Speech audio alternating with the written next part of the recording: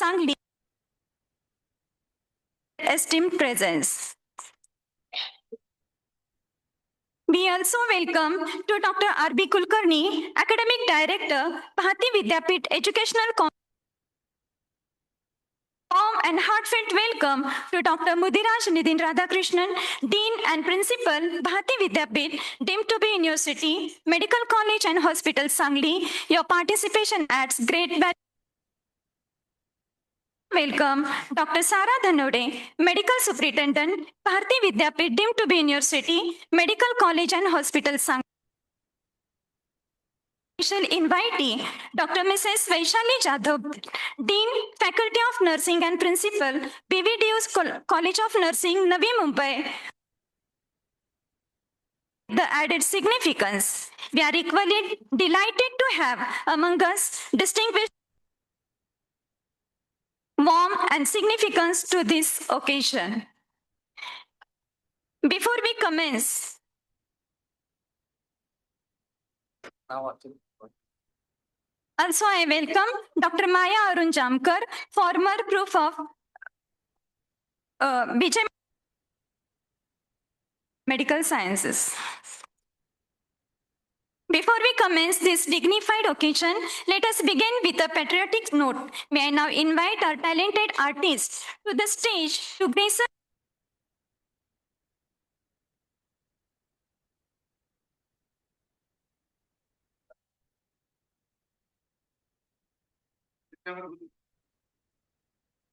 I request Mr. Rajyagit.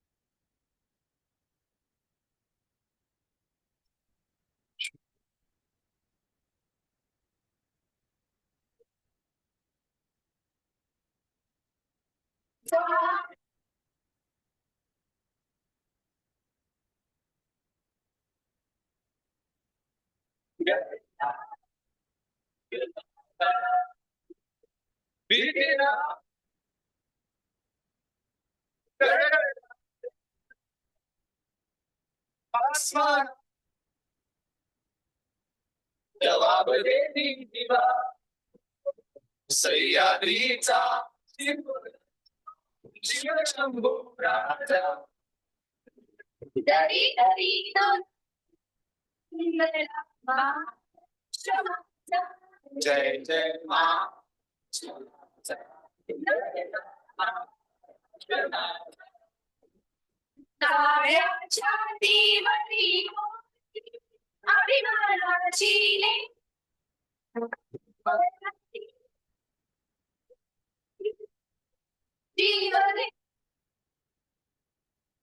Raja.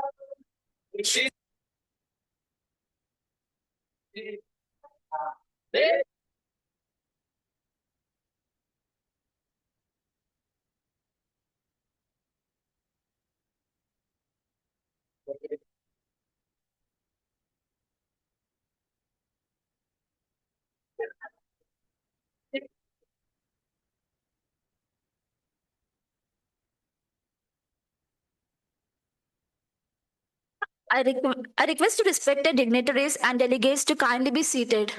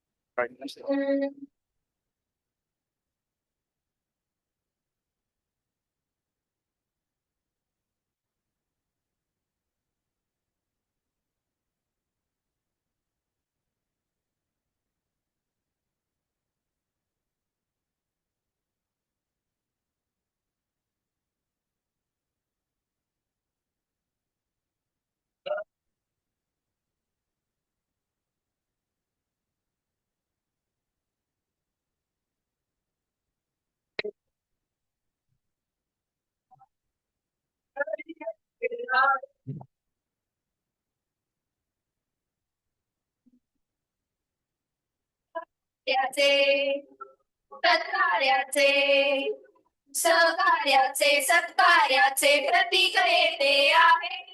सहकार्याचे सत्कार्याचे प्रतीक येते आहे. ज्ञानपीठ आहे.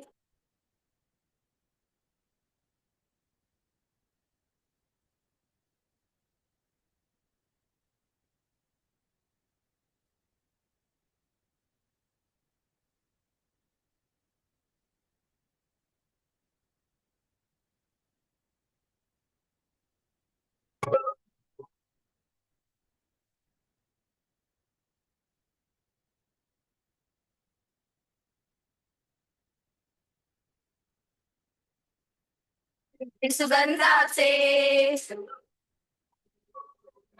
रुजलम सुफलाम मळे बहरले कीर्ती सुगंधाचे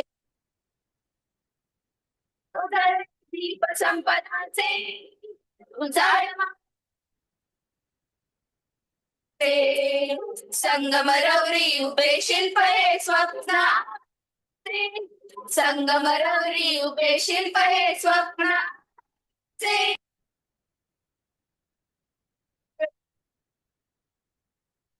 ज्ञानदाना पुण्याईचे पावन मंदिर आहे. पावन मंदिर आहे. पावन मंदिर आहे. पावन मंदिर आहे. भारती विद्यापीठ आहे. भारती विद्यापीठ आहे. भारती विद्यापीठ आहे.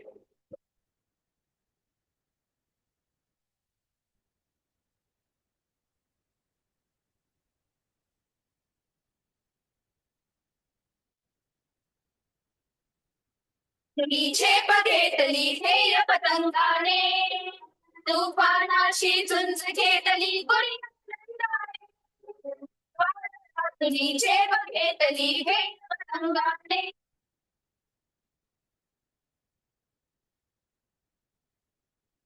यशवंताचे यशोगीत हे मूर्तिमंत यशवंत गाणे निर्धाराची निश्चल निर्धाराची निश्चल निष्ठा त्याग मागते आहे. त्याग मागते आहे. त्याग आहे.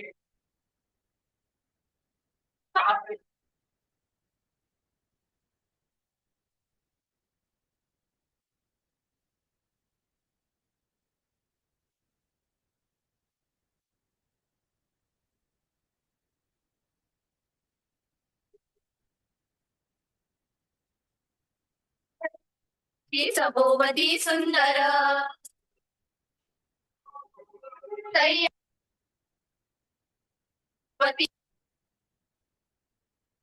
ची वाट वळावी असे चांगले घर दिन दुबळ्यांची वाट वळावी असे चांगले घर नंदनवन हे फुला मुलांचे सेवेला तत्पर नंदनवन हे फुला मुलांचे सेवेला तत्पर मानवतेची निर्मळ गंगा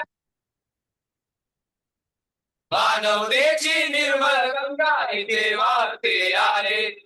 इथे वाहते आहे. इथे वाहते आहे. इथे वाहते आहे. भारती विद्यापीठ आहे. भारती विद्यापीठ आहे.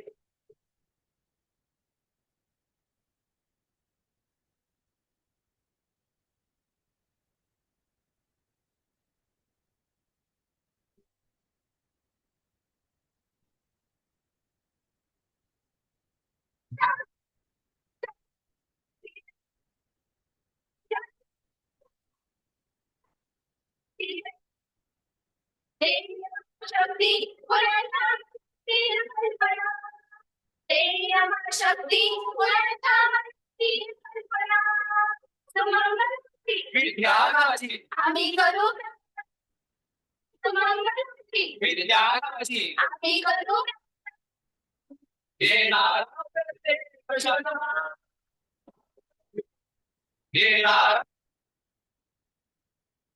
येणार आहे. आमच्यासाठी आहे आमच्यासाठी आहे भारती विद्यापीठ आहे. भारती विद्यापीठ आहे. भारती विद्यापीठ आहे. सतायाचे सतायाचे सतायाचे सतायाचे सतायाचे गीते आहे. या देशातील विद्याभूषण ज्ञानपीठ आहे. या देशात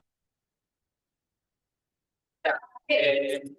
ज्ञानपीठ आहे. भारती विद्यापीठ आहे. भारती विद्यापीठ आहे. Bharti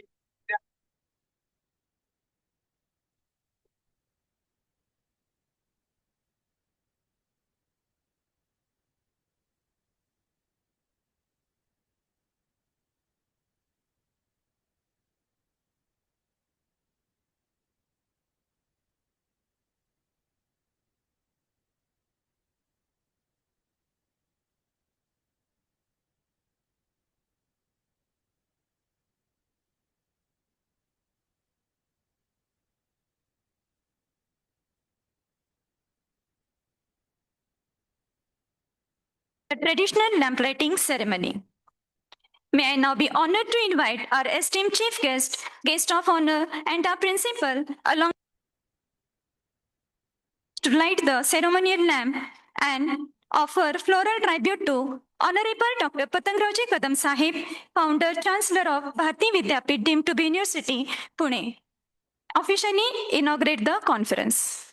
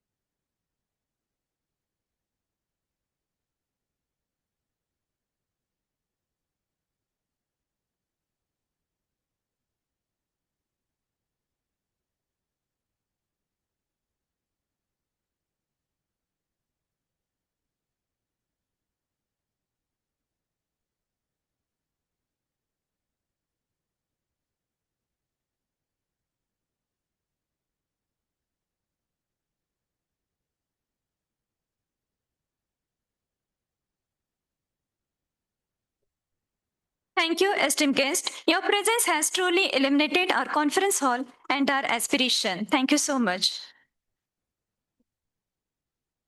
To finally initiate today's conference, I request Dr. Bahubali Gedugol, Conference Advisor, to deliver the welcome address.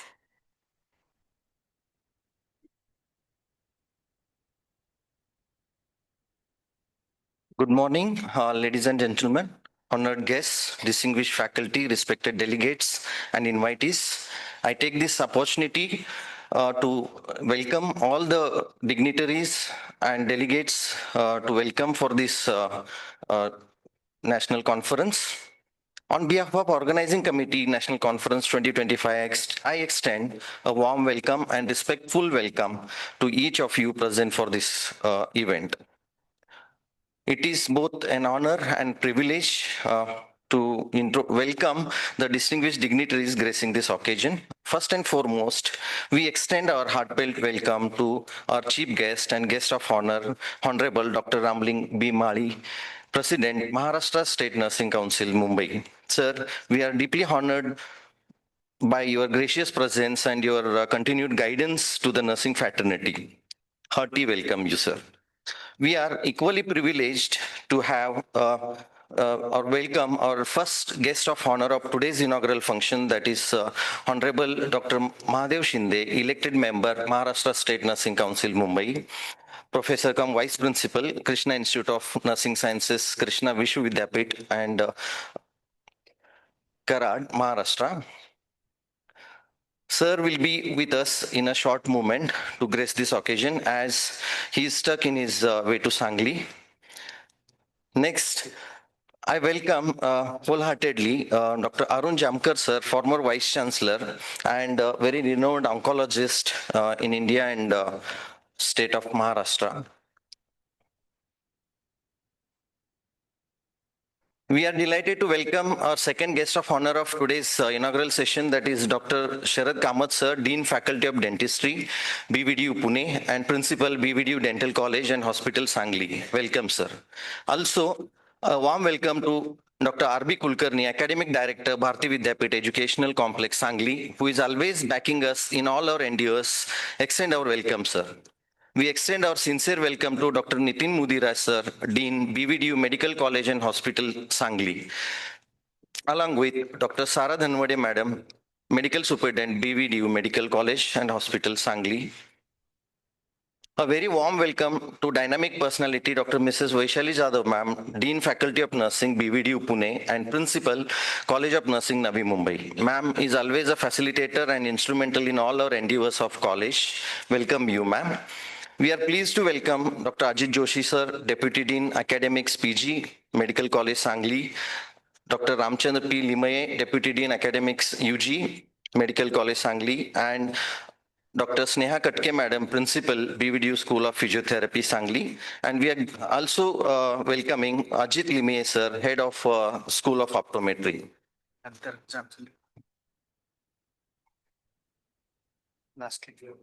Yes. We extend a very special welcome to Dr. Suresh Ray, sir, in charge principal and organizing chairperson of this event. Welcome you, sir. We also welcome Dr. Jamsandekar, Madam, in charge director, IMRD College, Sangli, BVDU. Then also welcome to Dr. Maya Arun Jamsankar, former professor of anesthesiology, BJ Medical College. And also Dr. Janani, one of the eminent resource person for this conference, that is Dr. Janani. We welcome you, ma'am. And we wholeheartedly welcome all the distinguished resource persons invited across India for the upcoming 2 days deliberations. We extend welcome to all respected speakers. We also extend our heartfelt welcome to all special invitees whose presence adds immense value to this gathering. And a warm welcome to all the dignitaries who have traveled from different parts of the country and across the state of Maharashtra. Your participation truly enrich the academic spirit of this event. We also express our sincere welcome to all the media personnel representing various channels for covering this conference and supporting the dissemination of academic and professional initiatives. Once again, I extend a warm welcome and respectful welcome to all dignitaries, intellectuals, invitees, delegates, faculty members, students, and media representatives. We are honored to have you here and look forward to a meaningful and enriching conference. Along with this, welcoming the gathering and dignitaries and delegates, I take this opportunity, or it's my honor and privilege, to formally introduce special guests of today's inaugural session. That is Honorable Dr. Ramling B. Mali, sir, a distinguished president of Maharashtra State Nursing Council, Mumbai. To introduce or elaborate about himself, his credentials, sir is an accomplished nursing leader, as we all are aware, and respected academician, visionary administration, whose professional journey spanned more than 30 years of exceptional service to nursing education and governance. He holds a strong academic foundation with his PG degree in medical surgical nursing oncology and PhD in nursing. In addition, he has an impressive legal qualification, that is LLB with specialization in medicine and taxation, in which he secured top rank at Mumbai University, demonstrating his rare integration of clinical nursing expertise and legal insight. His rich professional experience includes working as a staff nurse at Jeslock Hospital, Mumbai, followed by significant contributions in mental health nursing, and later as a master tutor at General Hospital, Dhule and Thane, where he consistently achieved 100% results at that institution. He further served as a principal and then professor cum vice principal at Institute of Nursing Education and Paramedical Sciences, Dombivli, where he played a key role in development and administration of many other new nursing institutions and academic programs. Beyond nursing education, sir has also served the government of Maharashtra as a special metropolitan magistrate, delivering judicial responsibilities with distinction. His international exposure includes, sir has served as assistant nursing superintendent and nursing officer at a hospital at Muscat and Oman, contributing to the global cause as well, but not limiting to the India. As president of Maharashtra State Nursing Council, sir is highly respectful for his immense contribution in reinstating the council, even during periods of dissolution. All legal matters taken on the High Court during his tenure were resolved in favor of the Council.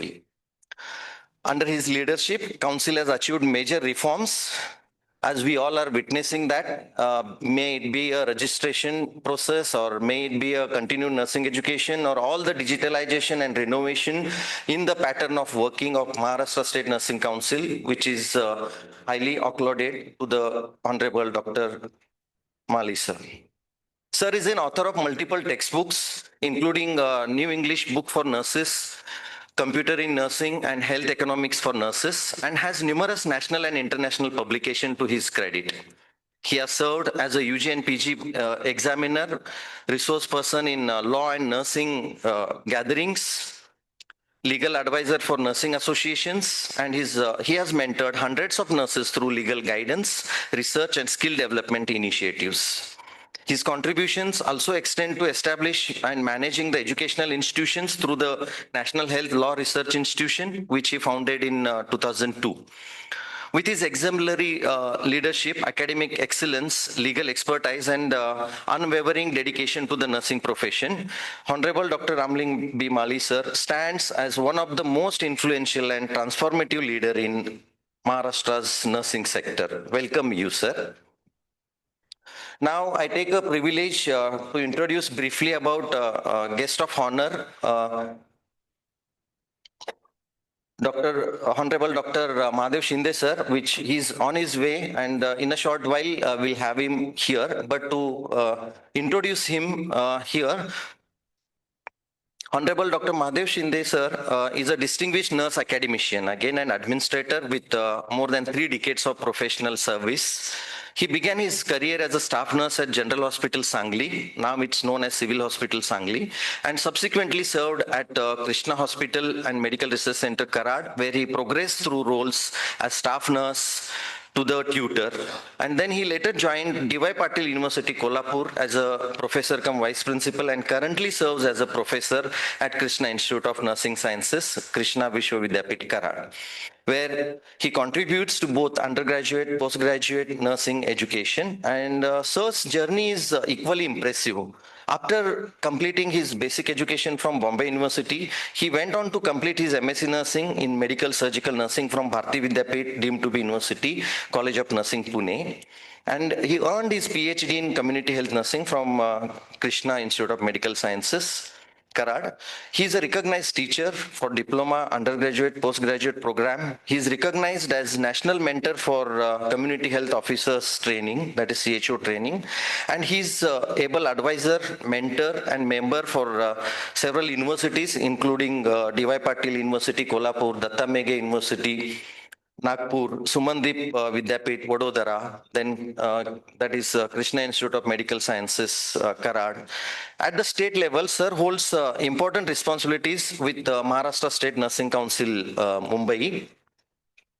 And he has been a member of Examination and Moderation Board and actively supports the council activities in strengthening its evaluation system, curriculum implementation, capacity building programs for nurses, that is what we see as the CNEs, across Maharashtra. Though these roles, he contributes to policy discussions, quality assurance, and advancement of professional standards in nursing education and practice. Sir's research and publications span a wide range of topics, which ranges from nursing audit to the nursing service-oriented research areas, knowledge and practices related to infection control, hand hygiene, psychological problems, coping strategies among patients and caregivers, occupational stress among nurses, and job satisfaction, mental health issues, women's health, oncology nursing. These are his topics, various topics which he works on his research and publication. Sir has presented scientific papers and posters at numerous national international conferences and received recognition as a most popular paper award. He serves on editorial and reviewer board or panel of national and international journals across India and internationally. What makes his presence especially meaningful for this conference is his deep engagement in evidence-based practice, quality improvement, and community-oriented nursing, which provides a solid foundation for thinking about how new technologies like artificial intelligence can be integrated into public health nursing. On behalf of BVDU College of Nursing, Sangli, and the entire organizing committee, it is a proud privilege to have you, sir. We are waiting eagerly for your arrival. Now, in a brief, to introduce the guest of honor second guest of honor of today's gathering, that is Dr. Sharad Kamath sir, Principal and Dean Faculty of Dentistry, BVDU Dental College and Hospital, Sangli. Sir is an accomplished clinician, teacher, and academic leader. He completed his Masters of Dental Surgery from Rajiv Gandhi University of Health Sciences, Bengaluru in the year 2000. And he is recognized postgraduate teacher and PhD guide and has successfully guided more than 40 postgraduate students and scholars, and many of whom are now serving as a competent specialists, academicians in various parts of the country. A prolific researcher, Dr. Kamath sir has authored more than 70 research papers in peer-reviewed national and international journals, covering diverse areas in conservative dentistry, endodontics, and dental practice.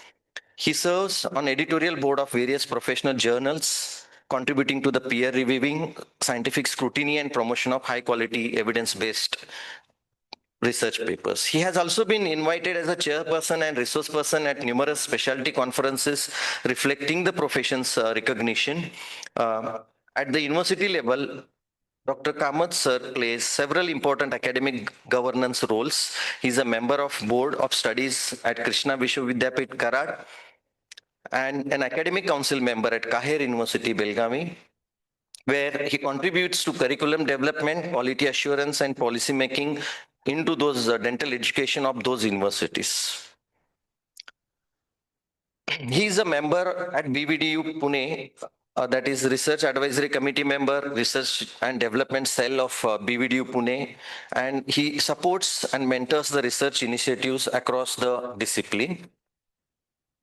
Under his leadership, Bharati Vidyapeeth Dental College and Hospital Sangli has strengthened its infrastructure, expanded postgraduate programs, and fostered a vibrant research and innovative culture.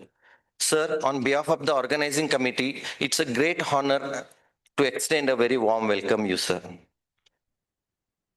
To introduce briefly about Professor Dr. Arun Jamkar, sir, special invitee and a resource person who is going to host a session in the later part of today's deliberations.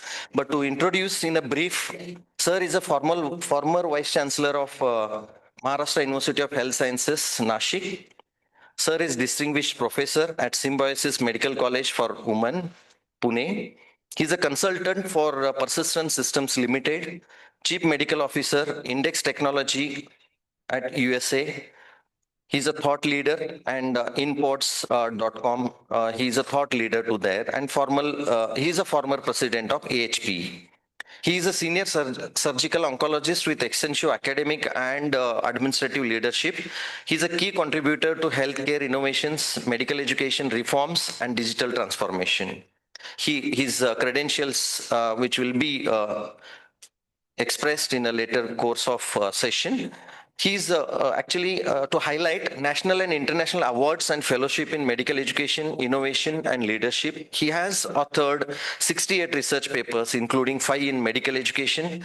He has published 5 books and 3 chapters, and he has been recognized thought leader in AI and clinical skills. Actually, Sir possesses a website that is called as arunjamkar.com. If you go there, Sir has many narrative journeys of his professional life, and he has put forth for all of us to get inspired. So such a eminent person is among us, and I welcome you, sir. Thank you all, with the hope of great learning ahead. Now I hand over the proceedings to Mrs. Snehalata to continue with the ceremony. Thank you.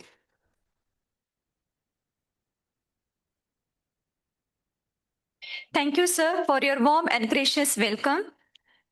To honor the eminent personalities gracing today's occasion, I now request Dr. Suresh Kumar Ray, in-charge principal, for the felicitation of today's chief guest, Dr. Honorable Ramning Mali, President, Maharashtra Nursing Council, Maharashtra.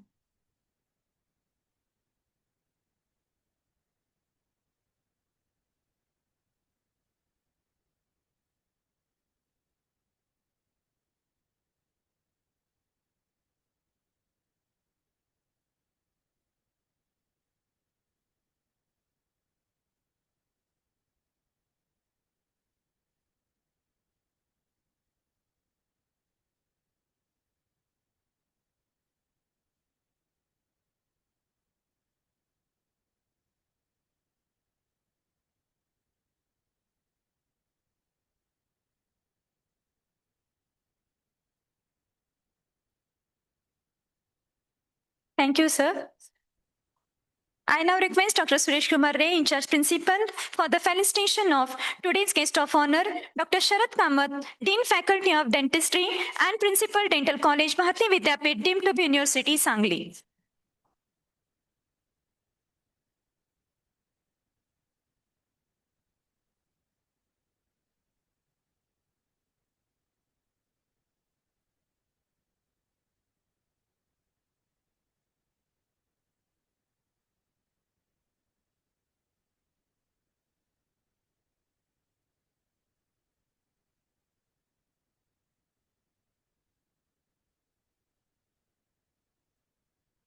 Again, I request Dr. Suresh Kumar Ray, IC Principal, for the felicitation of Dr. R.B. Kulkarni, Academic Director, Bharati Vidyapeeth Educational Complex, Sangli.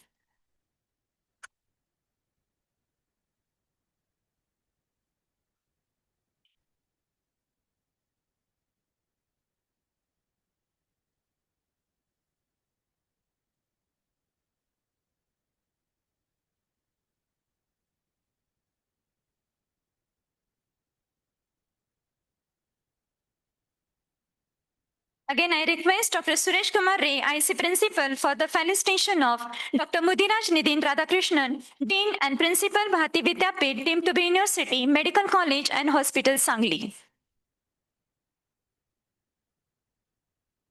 I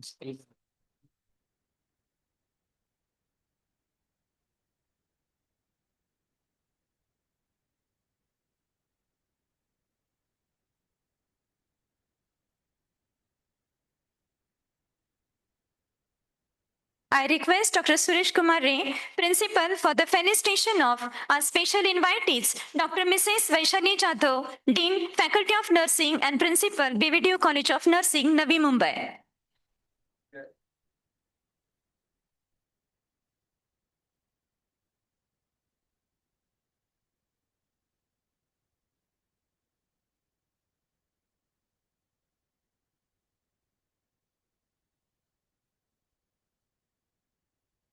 Thank you, sir.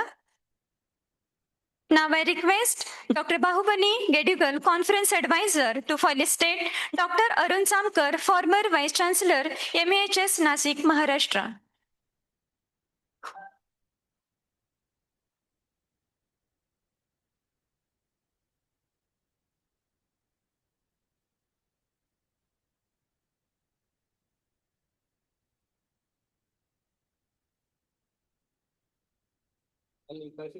I request Dr. Bahubali Gedigal, Conference Advisor, to felicitate Dr. Sonapan Joshi, Director, Symbiosis International, Deemed University, College of Nursing, Pune.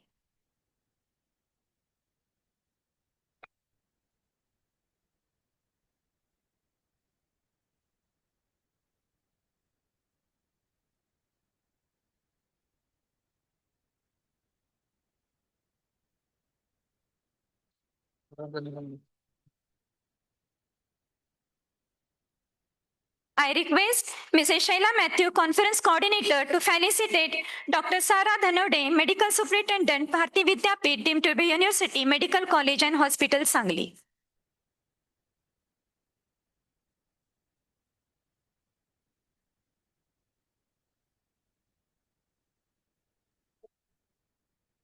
Thank you, dear madam.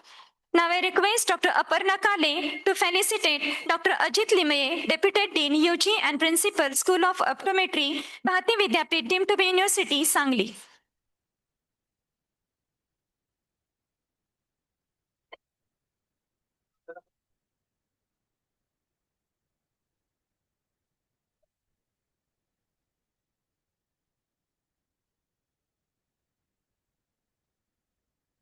Again, I request Dr. Aparna Kale to felicitate Dr. Sneha Vikatke, Principal, School of Physiotherapy, Bharati Vidyapeeth, Deemed to be University, Sangli.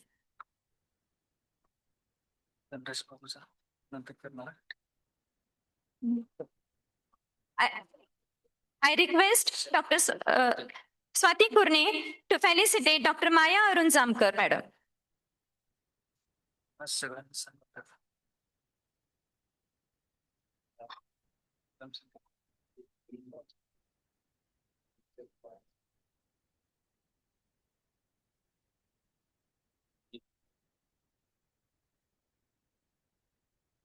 Also, I request Mrs. Swati Kurne to felicitate Janani, madam.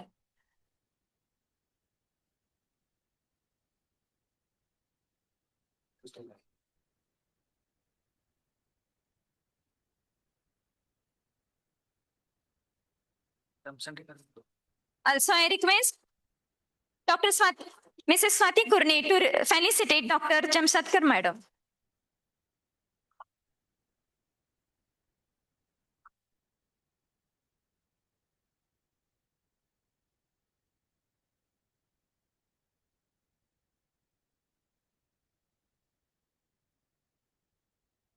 Now I request Dr. Dhanraj Babu to felicitate our principal, Dr. Suresh Kumar Ray, Principal, BVDU CON Sangli.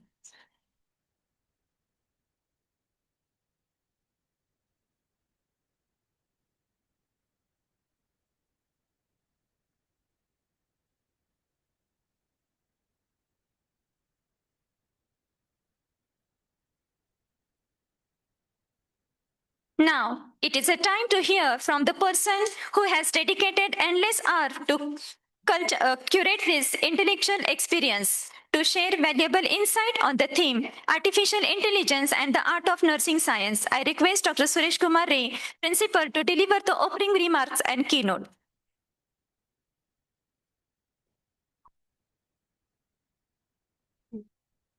Good morning, everyone. Honorable Chief Guest, Dr. Ramling Bimari sir, Guest of Honor, Dr. Sarath Kamath sir, Dr. Mahadev Shinde sir, dignitaries, esteemed guests, distinguished speakers, respected faculty members, and dear participants. A very good morning to each one of you. I bring greetings to you from Bharati Vidyapeeth and Bharati Vidyapeeth DU College of Nursing, Sangli. It's my privilege to extend a warm welcome to all of you to this national conference, Empowering Public Health Nursing Through Artificial Intelligence, Innovation, Ethics, and Impact. Today we assemble not merely for an academic event, but to participate in a visionary dialogue that has potential to scale up and redefine the landscape of public health and nursing practice in our nation. We are fortunate enough to witness an era marked by rapid technological progression, where artificial intelligence has raised its head as a transformative force across sectors, including healthcare. Not leaving behind public health nursing, AI opens unparalleled paths for innovation, enabling advanced disease surveillance, predictive analysis, early intervention strategies, strengthen community outreach, and enhance decision making. Yet, as we embrace these advancements, the essence of nursing, our compassion, empathy, and human touch, remain the core of all that we do. The conference stands an evidence to our shared commitment to exploring how technology and human values can harmoniously coexist. It calls upon us to envision future where public health nurses are vested with intelligent tools that strengthen their abilities, expand their stretch, and elevate the quality of care delivered to communities. Our discussion today will not only broaden our understanding but also inspire today will not us to lead the change we wish to be, to innovate dutifully and to uphold ethical standards and safeguard the trust placed in our profession. I extend my heartfelt appreciation to all our distinguished speakers who have traveled through length and breadth of different places, who have graciously accepted our invitation to share their expertise in their well-accomplished areas. And to all participants who bring with them a wealth of knowledge, curiosity, and passion to learn, grow, and deliver. Your presence reflects and shared desire to shape a stronger, smarter, and more resilient public health system. Our aim through this conference is not only to understand these emerging technologies, but also critically examine how we can integrate them responsibly, ethically, and effectively into nursing practice. As nurses, our ultimate commitment is to people and humanity, and AI must strengthen, not replace, the human touch that defines our profession. On behalf of the organizing committee, I once again welcome each one of you, ensuring that today's and tomorrow's deliberations ignite new ideas, meaningful collaborations, and renewed commitment to advance public health nursing in India through the power of artificial intelligence. Thank you and wish you all an intellectually enriching and truly inspiring conference. Thank you. Jai Hind, Jai Maharashtra.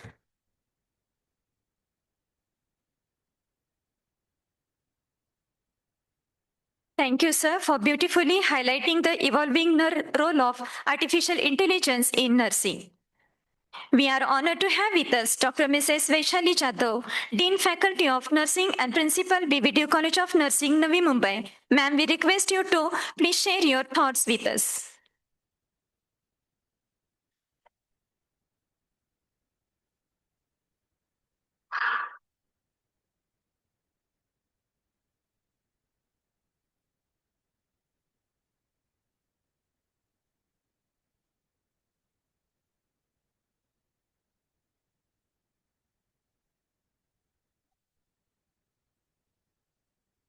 Good morning to everyone.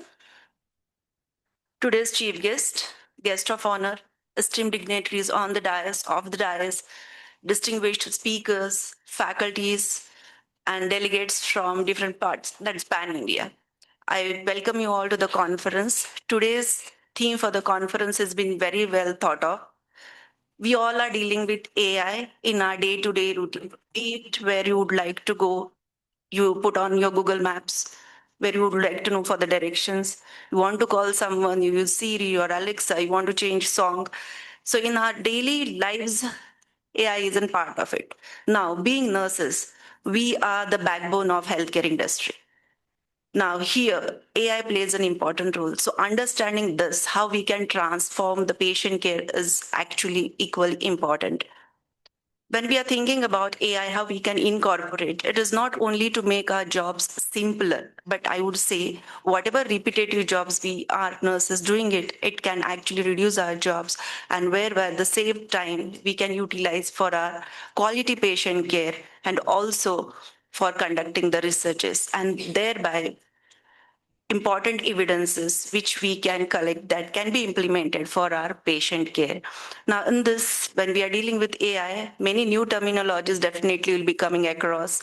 For example, predictive analysis, understanding how we can find out the diagnosis of a patient on a larger scale, because if you see in India, we are really burdened with healthcare. Now we are having non-communicable diseases. We are on the top one.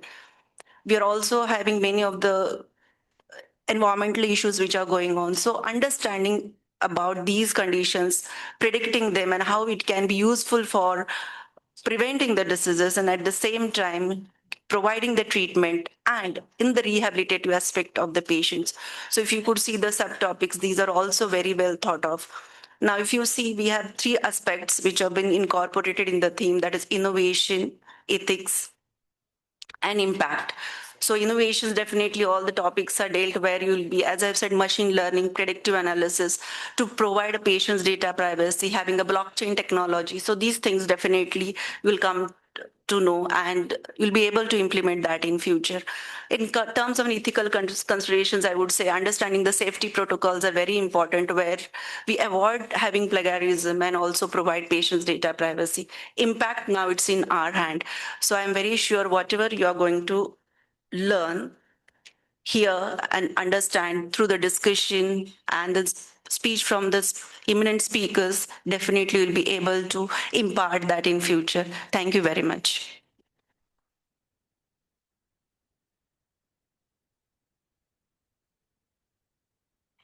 Thank you, ma'am, for your enlightening message. Now I welcome.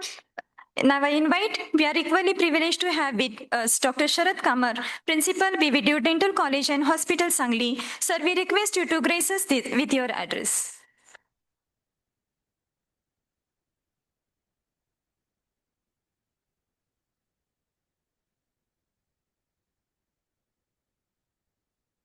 Respected dignitaries on the dais, invited speakers, resource persons from across the country, delegates, students, and my dear friends.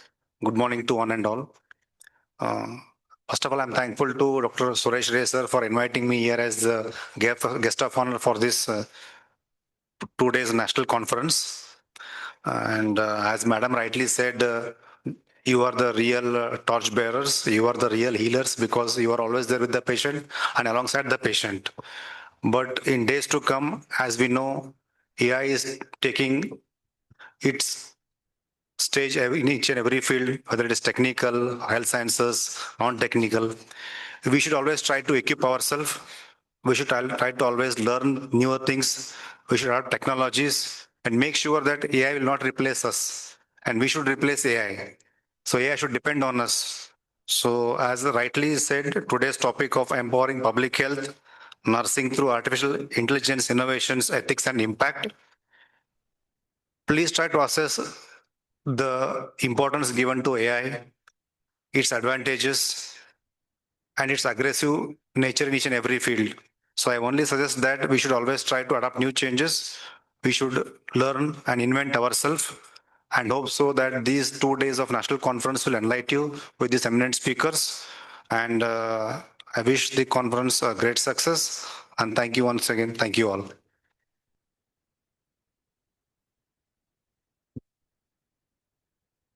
Thank you, sir, for your motivating words. Now it is my honor to invite our chief guest, Dr. Ramling Mali, President, Maharashtra Nursing Council, Maharashtra. Sir, we request you to kindly address the audience.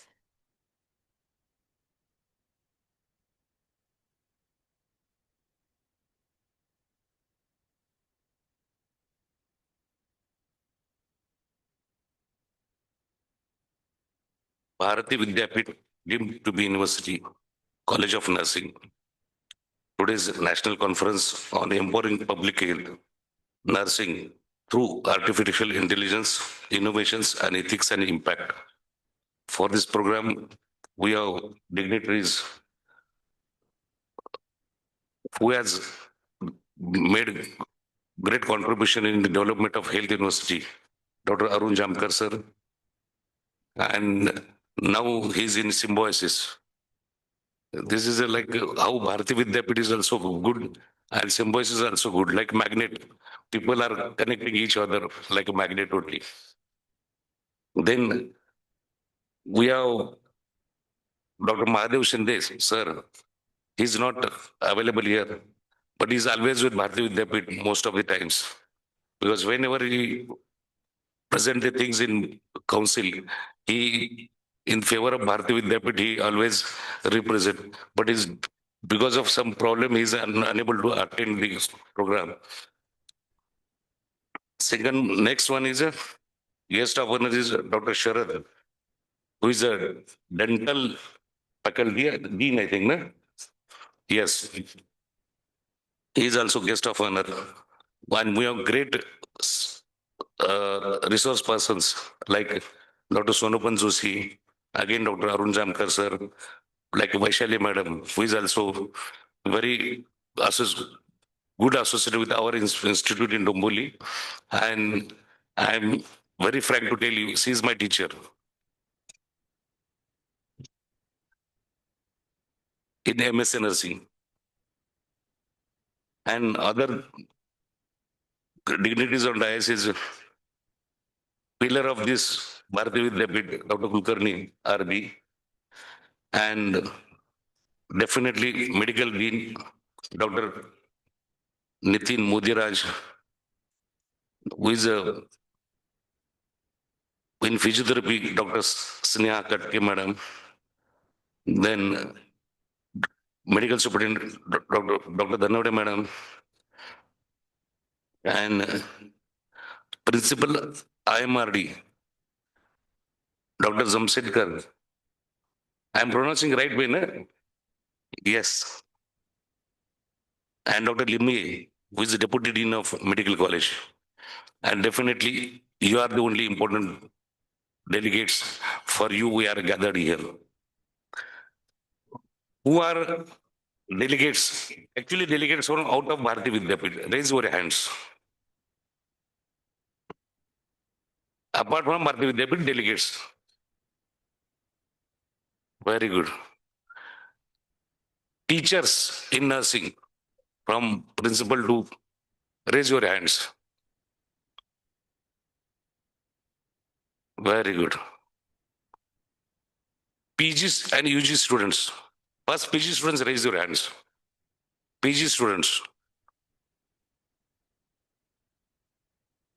Okay. And GNM and BSc students.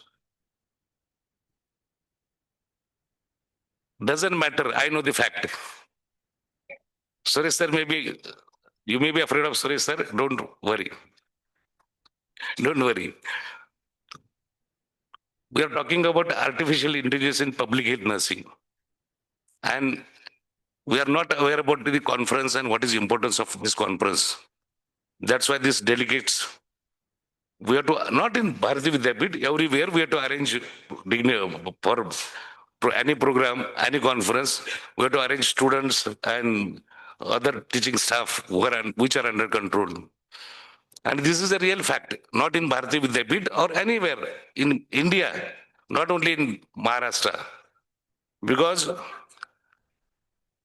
technically, non-Marathi, how many are there? Raise your hand. Non-Marathi. Okay. Any human being, any profession, any person, they are divided into 4 categories. Which are the 4 categories? Which is a trust. Trust manus, trust paricharika, trust doctor, trust physiotherapist, trust dentist. Usually, trust people are They are just want to complete the work without any outcome, without anything, just to complete work, trust. And every time they will say, काय कटकट लावलेली आहे, कसलं काम आहे, हे असंच बोलत असतात. This is a fact. इकडे त्रस्त बसलेले आहेत हसतायत म्हणजे. तर काय आहे की आर्टिफिशियल इंटेलिजन्स हे पब्लिक हेल्थ नर्सिंग मध्ये आणलं तर त्रस्त लोकांना त्रास होणार आहे की चांगलं होणार आहे? चांगलं होणार आहे. चुकीचं आहे. त्रस्त लोकांना काहीच नको असतं नवीन. ही फॅक्ट आहे. मी ऑब्झर्व करतो, पाहतो आणि सगळे मान्य करतील खरं म्हणजे. आज विशेषतः जामकर सर. कारण काय आहे की त्रस्त लोकांना हँडल करणं अत्यंत अवघड असतं. डेप्युटी डीन मेडिकल सुपरिटेंडेंट खरं पाहत असतात डेली डे टू डे. आणि विशेषतः नर्सिंग मध्ये तर अजून त्रासदायक असतं, कारण फॅमिली प्लस प्रोफेशनल रिस्पॉन्स घेऊन काम करत असतात. दुसरी कॅटेगरी असते ग्रस्त असतात. ग्रस्त कुठल्याही कामामध्ये काम करायचं म्हटलं तर करायचं असतं, पण ते दुसऱ्याला दोषच देत असतात. त्या डॉक्टरने ऑर्डर बरोबर नाही टाकली, त्या टीचरने आम्हाला शिकवलं नाही, त्या ठिकाणी कॉन्फरन्स होती म्हणून आम्ही असाइनमेंट करू शकलो नाही. तर हे काय असतं की ग्रस्त लोकांचे लक्षण आहेत. आणि सगळ्या कॅटेगरी कॉमन जनरल पब्लिक मध्ये असतात, व्यवसायामध्ये असतात, सगळीकडे असतात. ते इंजिनियर सगळ्या प्रोफेशनल मध्ये असतात. तर ग्रस्त लोकांच्यासाठी काय की आर्टिफिशियल इंटेलिजन्स खरं म्हणजे हे अजून ग्रस्त करण्याचं साधन आहे. मान्य आहे की अमान्य आहे? हा. आणि या हॉलमध्ये सगळ्या प्रकारची लोक आहेत, इन्क्लुडिंग मी. सुस्त आणि ग्रस्त हे लोक आहेतच. त्यामुळं पब्लिक हेल्थ नर्सिंग मध्ये आर्टिफिशियल इंटेलिजन्स अत्यंत महत्वाचं आहे. पण त्रस्त आणि ग्रस्त ह्या लोकांच्यासाठी तर बिलकुल फायदा नाही होत. पण या लोकांना मस्त लोक असतात ते चांगलं करू शकतात. तिसरी कॅटेगरी कुठली आहे? काय असेल ते ऍक्सेप्ट करणार, वाईट बोललं तरी एकदम चांगलं आहे म्हणणार, त्यामुळे सुधारणा झाली. चांगलं बोललं तरी म्हणणार ठीक आहे, माझं कामाचं चांगल्या पद्धतीने असेसमेंट केलं जाते. आणि घरामध्ये किती त्रास असेल तरी सुद्धा व्यवसायाच्या ठिकाणी चांगल्या पद्धतीने काम करत असतात आणि कुणाला जाणवून पण देत नसतात. आणि ही कॅटेगरी खरं म्हणजे कुठल्याही प्रोफेशनल डेव्हलपमेंटमध्ये मदत करत असते. मस्त प्रकारची लोक. त्यामध्ये या लोकांच्या मध्ये करेज भरपूर असतं, पण ते कधी दाखवत नसतात. पण त्रस्त आणि ग्रस्त लोक असतात ते करेज दाखवत असतात, कारण त्याची पर्सनॅलिटीच तशी असते. आणि सुस्त प्रकारचे लोक, सुस्त पण अत्यंत सुस्त असतात, त्यांचा काही फायदा नसतो. सुस्त, ग्रस्त, मस्त आणि त्रस्त या 4 कॅटेगरीमध्ये फक्त आर्टिफिशियल इंटेलिजन्स कोणाला काम करणार आहे? मस्त. आणि मला हे सांगायचं तुम्हाला, आज हे हॉलमध्ये बसलेले आहेत सगळे मस्त प्रकारचे लोक असणार आहेत.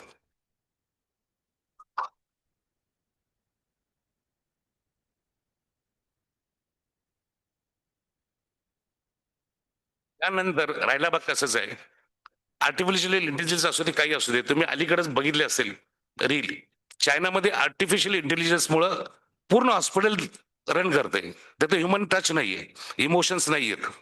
आणि पेशंट आल्यानंतर त्या हॉस्पिटलमध्ये जातो आणि तो डायरेक्ट पूर्ण सगळ्या तपासण्या म्हणजे बेसिक एक्झामिनेशन पासून ट्रीटमेंट घेऊन बाहेर पडेपर्यंत त्या ठिकाणी डॉक्टर नाही, नर्सेस नाही आहेत, फक्त त्या मशिनरी आहेत, त्या मशिनरीतून बाहेर पडतो. हे किती जणांनी बघितलेलं आहे ही रील? बघितली असणार, डेफिनेटली बघितली असणार. हात वरती करा, किती जणांनी बघितलेली आहे?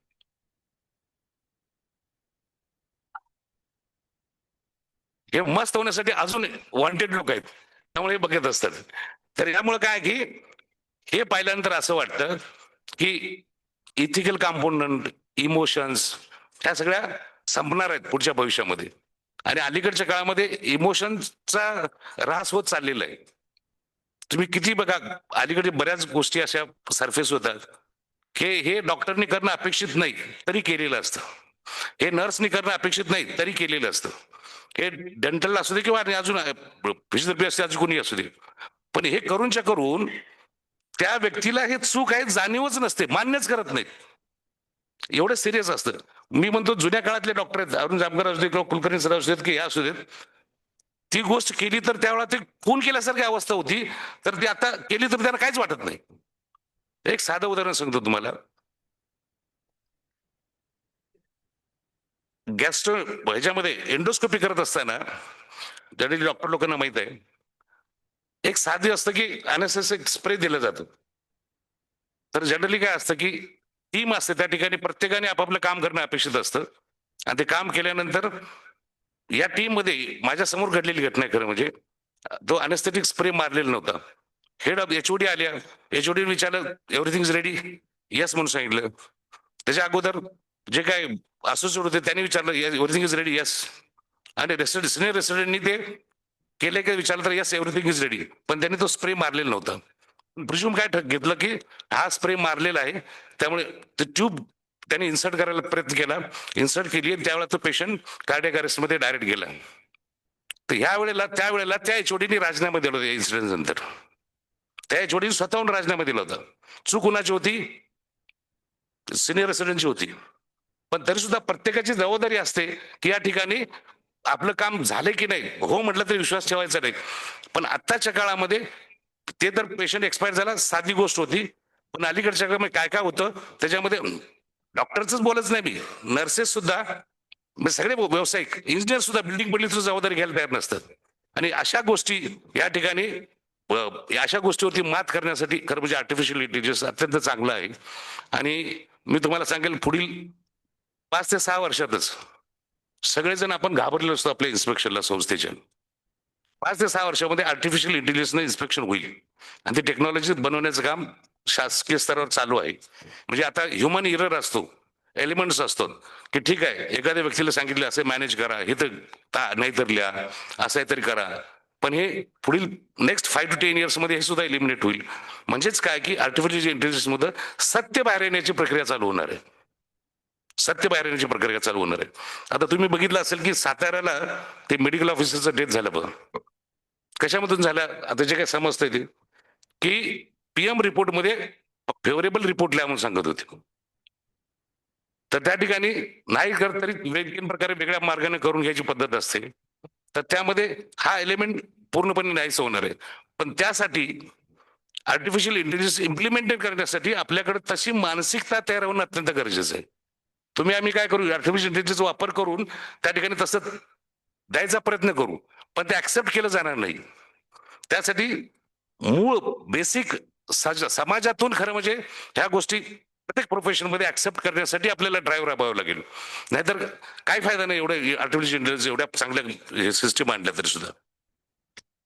हा अत्यंत महत्वाचा भाग आहे खरं म्हणजे आर्टिफिशियल इंटेलिजन्सचा वापर करण्यामध्ये.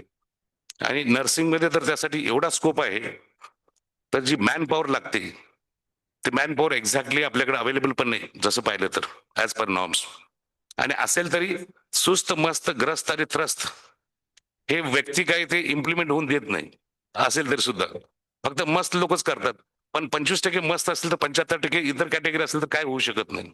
त्यामुळं आर्टिफिशियल इंटेलिजन्सचा वापर झाला तर डेफिनेटली नर्सिंग सर्व्हिसेस आणि वैद्यकीय सेवा सुधारण्यासाठी ग्रामीण भागामध्ये डेफिनेटली मदत होणार आहे. तर हा एक आजच्या कॉन्फरन्सचा भाग म्हणून झाला. भारती विद्यापीठ खरं म्हणजे पुण्यात या ठिकाणी आहे, मुंबई या ठिकाणी आहे आणि आता आपण आज सांगली या ठिकाणी आहे. तर वैद्यकीय क्षेत्रामध्ये आणि शिक्षणामध्ये पश्चिम महाराष्ट्रामध्ये मोठा ठसा उमटलेला आहे. खरं म्हणजे मी लहान असताना mission hospital is one of the only medical institution in the western Maharashtra. आणि त्याचं जे रिप्लेसमेंट केलेलं आहे, रिप्लेसमेंट करणं फार अवघड असतं. ते भारतीय विद्यापीठ केले आहे. त्यासाठी भारतीय विद्यापीठाचे जनक खरं म्हणजे डॉक्टर पत्रक कदम सर यांचं अभिनंदन कौतुक करण्यासारखीच गोष्ट आहे. त्यांचे विचार, त्यांचे तेव्हा आर्टिफिशियल इंटेलिजन्स शिवाय एवढं करू शकली. 11 वर्षापूर्वी याच हॉलमध्ये त्यांच्यावर मी डायस शेअर केलं होतं आणि त्या वर्षीच्या बॅचचा शपथविधी समारंभ होता. त्या समारंभामध्ये त्यांनी असं बसल्यानंतर बोलले होते की मी 240 रुपये टीचर म्हणून काम केलेलं आहे. म्हणजे प्रायमरी हेल्थ टीचर म्हणून त्यांनी त्यांच्या करिअरची सुरुवात केली होती. 240 रुपये काम करणारा माणूस इथे उच्च पातळीवरती जाऊन अशा पद्धतीनं समाजासाठी संस्था उभं करू शकतो, रुग्णालय उभं करू शकतो. तर याच्यापेक्षा आर्टिफिशियल इंटेलिजन्स काय करू शकेल? रिप्लेस होऊ शकेल का? आर्टिफिशियल इंटेलिजन्स म्हणजे काय की जुन्या लोकांनी केलेल्या सगळ्या गोष्टी असमलेट करतं आणि त्या तुम्ही आपल्या समोर ठेवतं.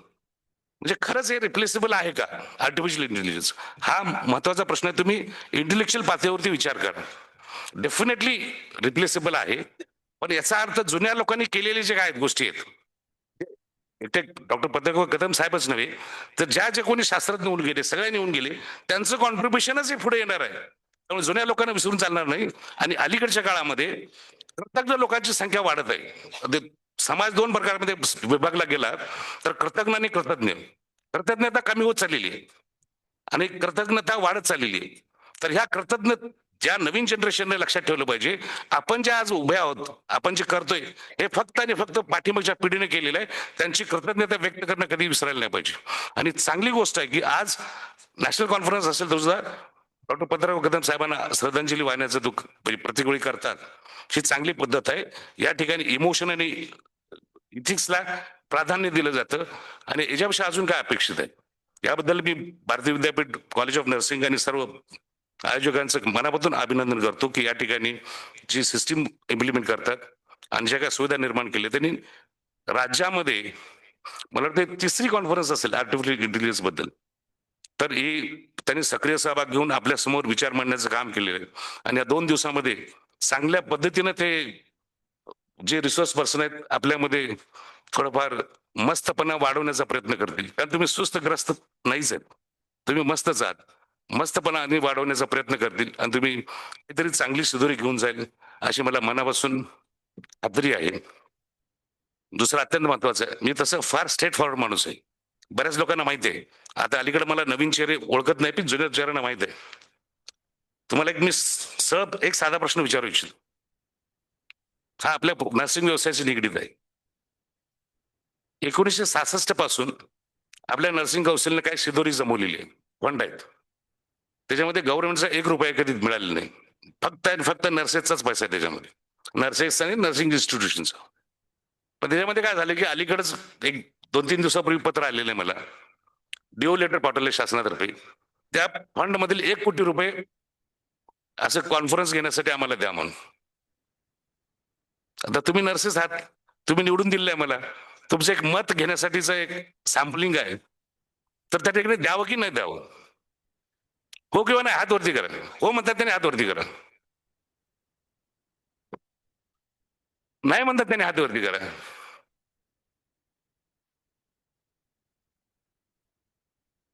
अरुण जामकर सर आहेत तिथं, मी त्याच्याशी पहिल्यांदा तो विषय त्याच्याशी इंट्रोड्यूस केला. पहिल्यांदा ते म्हटले नका देऊ. As a plain administrator has given opinion. पण हे ट्रिकी आहे म्हणून सांगितलं त्यांनी. हे न देणं सुद्धा ट्रिकी आहे. कारण काय की तुम्ही विचार करा, तुमचे आई वडील आहेत घरामध्ये, तुमच्या आई वडिलांनीच तुमच्याकडे पैसे ठेवायला दिले आणि तुम्ही कमवलेली शिदोरी आहे. आई वडिलांनी मागितले, बाबा आज मला 10 लाख दे तुमच्या 100 लाखापैकी. तुम्ही आई वडिलांना काय म्हणणार? देणार की नाही देणार? आणि तुम्ही नाही दिले तर काय म्हणणार आई वडील समाजामध्ये? तुम्ही नाही दिले पैसे, आई वडील काय म्हणणार? काय म्हणणार? काय म्हणणार आई वडील? चांगलं म्हणणार का? नाही म्हणणार. हे आई वडिलाच झालं उदाहरण. आता विचार करा, ते इंट्रोडक्शन सांगत असताना 3 वेळा स्टेट गव्हर्नमेंटला कोर्टामध्ये हरवून काउन्सिलमध्ये अध्यक्ष तसंच राहिले. सेम परत रिपीट होणार. पैसे देत नाही म्हणले तर काय होणार? नर्सिंग काउन्सिल डिझॉल्व करणार की नाही करणार? डिझॉल्व करणार. दुसऱ्या दिवशीच ह्याच्यातून पैसे 1 कोटी चेक करून टाकणार, संपलं विषय. परत कोर्टात गेलं, कोर्टातून येईपर्यंत ते पैसे गेलेले असणार आहेत. ही फॅक्ट आहे. आता द्यायला पाहिजेत की नाही द्यायला पाहिजेत? कसं बदलता तुम्ही? अरे आर्टिफिशियल इंटेलिजन्स असं बदलत नाहीये. एक आहे ते एकच सांगतंय, तरी असं बदलून नाही चालणार आहे. डॉक्टर जामकर सरांनी सांगितलं की या ठिकाणी योग्य पद्धतीने हँडल करून आपलं काहीतरी रिप्रेझेंटेशन, आपलं काहीतरी नाव तिथं राहायला पाहिजे. आता अजून वादाचा मुद्दा आहे. महाराष्ट्रामध्ये गव्हर्नमेंट स्तरावरती किती नर्सेसना रिप्रेझेंटेशन, किती मान्यता दिली जाते? सगळं त्यांच्याकडूनच करून घेतलं जातं. पण ज्या वेळेला वरती सरफेस व्हायचं असतं त्यावेळेला कोणतरी एक डॉक्टरच नाव रिप्रेझेंट केलं जातं. So and so doctor, so and so designated director असतं, हे असतं, ते असतं. आणि ते नर्स काय काय केलेलं असतं तिनं, त्याला सप्रेस करून खाली ठेवलं जातं. ते आर्टिफिशियल इंटेलिजन्स करणार नाही. करेल का? नाही करणार. पण इम्प्लिमेंटेशन लेवलला ह्या वेळा हे अशा अडचणी तयार होणार. त्यामुळं मस्त होण्याची प्रक्रिया चांगली असली तरी सुद्धा या ठिकाणचे प्रॅक्टिकल डिफिकल्टीज ज्या आहेत, ऍडमिनिस्ट्रेटिव्ह डिफिकल्टीज ज्या आहेत, त्या ओव्हर करण्याची क्षमता असायला पाहिजे. आणि ती क्षमता जसं ट्रेनिंग देतो त्या पद्धतीनं हे पण देणं तेवढंच गरजेचं आहे. तर हे सगळे नर्सिंगची क्राऊड आहे ना, फक्त 15-20 डॉक्टर सोडले तर national nursing and midwifery commission बद्दल कुणाला कितपत माहिती आहे का? म्हणजे असं ऐकलंय का? काय ऐकलंय का? जोशी सर, नाही ऐकलं कोणी? हात वरती करत कोण? ऐकलं का कोणी? नाही बघा.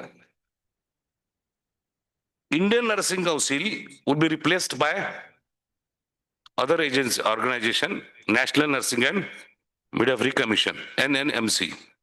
जसं medical council of India is replaced by NMC, National Medical Commission. Ayurvedic also converted into an Ayurvedic Commission. Homeopathy also converted into Homeopathy Commission. Now two professional, dental and nursing, it is under process. And that National Dental Commission and National Nursing and Midwifery Commission is going to come up in till March. When this act is enacted by the central government, anybody knows? Doctor community is knowing, but nursing, I'm interested in nursing community. Because while going to any advancement, basic things we should know. And where we are lacking. National Nursing and Midwifery Commission Act is enacted in 2023, Dr. rightly said. But that implementation is still not done. You know why? कुणाला माहिती आहे का? पहिले act माहित नाही, त्यामुळे पुढचे असतं काय असं अवघडच आहे. त्यामुळे काय की या ठिकाणी ज्या ऍडमिनिस्ट्रेटिव्ह पद्धतीनं आपल्या स्वार्थासाठी कशा पद्धतीने एक्सटेंड करायचं हे काही लोकांना माहित असतं. आणि त्रस्त असतात त्या लोकांना त्रस्त अजून दुसऱ्याला त्रस्त करणं जास्त समाधान मिळत असतं. आणि अशा व्यक्ती आपल्या नर्सिंग व्यवसायामध्ये आहेत. आणि त्यामुळं या ठिकाणी आपला हा ऍक्ट इम्प्लिमेंटेशन अजून झालेले नाही. आणि डेफिनेटली आज नर्सिंगची इंडियामधली स्थिती बघितली 2017ला all over India as per Indian nursing council act, Indian nursing काउन्सिलला परमिशनचे अधिकार नाहीत हे आम्ही सुप्रीम कोर्टाकडून जजमेंट घेऊन टाकलं 2017ला. आणि त्यावेळेला खरी कारण काय होतं की जो MCI मध्ये व्हायचं तेच नर्सिंग मध्ये होत होतं. आणि ते मेजॉरिटी प्रमाणात होतं, मास प्रमाणात होत होतं. पण आमचा उद्देश होता की ते प्रमाण कमी व्हावं, त्याच्यामध्ये दुर्लक्ष व्हावं आणि जेणेकरून त्रास होऊ नये. म्हणजे अल्टिमेटली काय संस्था चालकाला पैसे वाढले तर स्टुडंट पर्यंत जाणारच आहे ते पैसे वाढले. तर ह्या प्रामाणिक उद्देशाने केलं होतं. पण त्यानंतर असं झालं की नर्सिंगचा पूर्ण वेगळ्या पद्धतीनं ते झालं. आणि आता कॉलेजमध्ये संस्थेमध्ये जागा नसेल तर एका जागेवरती 4-4 कॉलेजेस उघडलेले आहेत. हे फॅक्ट तुम्हाला माहिती आहे, मलाही माहिती आहे, आणि सगळ्या दुनियेला माहिती आहे. काय मोठी गोष्ट नाही, मी काही मोठा उलगडा करत नाही. पण ह्या गोष्टी कंट्रोल मध्ये गरजेचं आहे. आणि यासाठी NNMC हे अस्तित्व देणं गरजेचं आहे. आणि तुम्हाला माहित असेल NNMCचं फंक्शनिंग, जे NMC मध्ये काम म्हणजे मेडिकल कॉलेज चालवतात त्यांना साध्या गोष्टी सुद्धा त्या ठिकाणी चालत नाहीत. तर आपल्याकडे साध्या गोष्टी सुद्धा मेजर गोष्टी पण नाही आहेत कॉलेजमध्ये. नाही जाऊ दे, एक त्या कॉलेजची बिल्डिंग पण नाही. आणि अशा पद्धतीनं काम चालू असेल तरी तुम्हाला मान्य आहे का यंग जनरेशनला चालू दे का असंच? हो किंवा नाही? मग तुम्ही शांत का बसलायत? तुम्हाला ते सेंट्रल गव्हर्नमेंटला लिहायला पाहिजे, स्टेट गव्हर्नमेंट यायला पाहिजे, नर्सिंग काउन्सिलकडे तुम्ही कंप्लेंट करायला पाहिजे. आणि मी प्रामाणिकपणे सांगतो, मी अजूनपर्यंत कुठल्याही संस्थेकडून ₹1 घेत नाही, घेतलेले नाही, घ्यायची इच्छा नाही. त्यामुळे तुम्हाला वाटेल की दुसरी बाजू असते की कंप्लेंट करा म्हणतो म्हणजे कसं याला काहीतरी पैसे कमवायचे. बिलकुल नाही. मला नर्सिंग व्यवसायाने भरपूर दिलेलं आहे. ज्या सांगली जिल्ह्यातील कवठेमंकाळ तालुक्यातील एका झेडपीच्या शाळेमध्ये शिकलेला माणूस नर्सिंग काउन्सिलच्या ह्याच्यामध्ये झाला. आणि अध्यक्ष झाला आणि परत मॅजिस्ट्रेट म्हणून मुंबईमध्ये रिटायर्ड झालो मी, VRS घेतली. त्यामुळे मला पैशाची गरज नाहीये. पण नर्सिंग व्यवसायाची कुठं तर सुधारणा होणं आवश्यक आहे. आणि डेफिनेटली स्वार्थ हा प्रत्येकाचा असतो, काही ना काही असतो. पण स्वार्थ आणि परमार्थ या दोन्ही गोष्टी करण्यासाठी नर्सिंग व्यवसाय एकदम चांगला आहे. जसं पुण्य मिळतं तसं त्या ठिकाणी आपण सेवा देत असतो, त्याचे आशीर्वाद मिळत असतात. आणि फक्त रुग्णसेवेमध्ये प्रामाणिकपणे केलेल्या सेवेचं फळ मला मिळते. काय पैसे घेऊन किंवा कोणाला ग्रस्त करून मला मिळालेले नाहीत काय यश.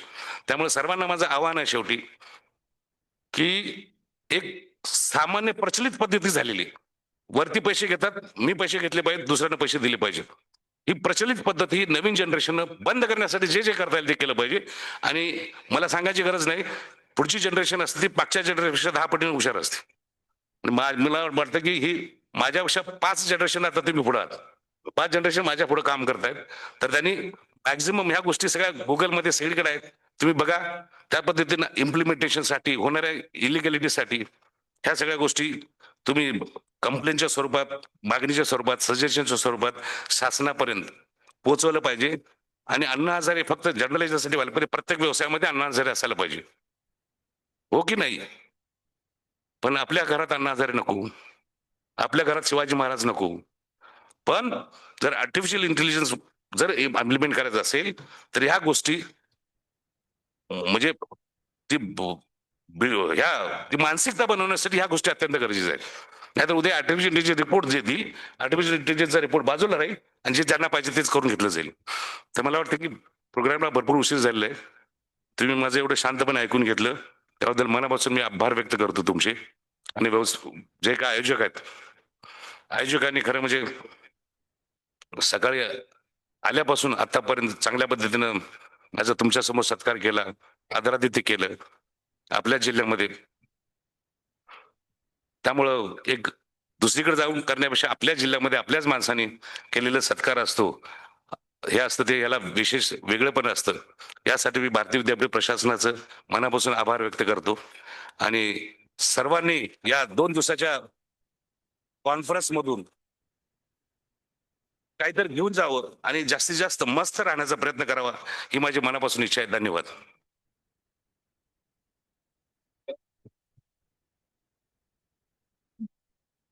Thank you so much, sir, for your inspiring and empowering message and important information.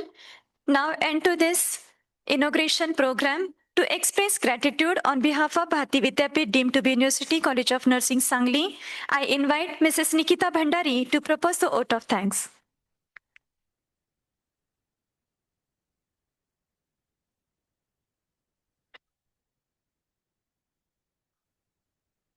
A very good morning to everyone present here.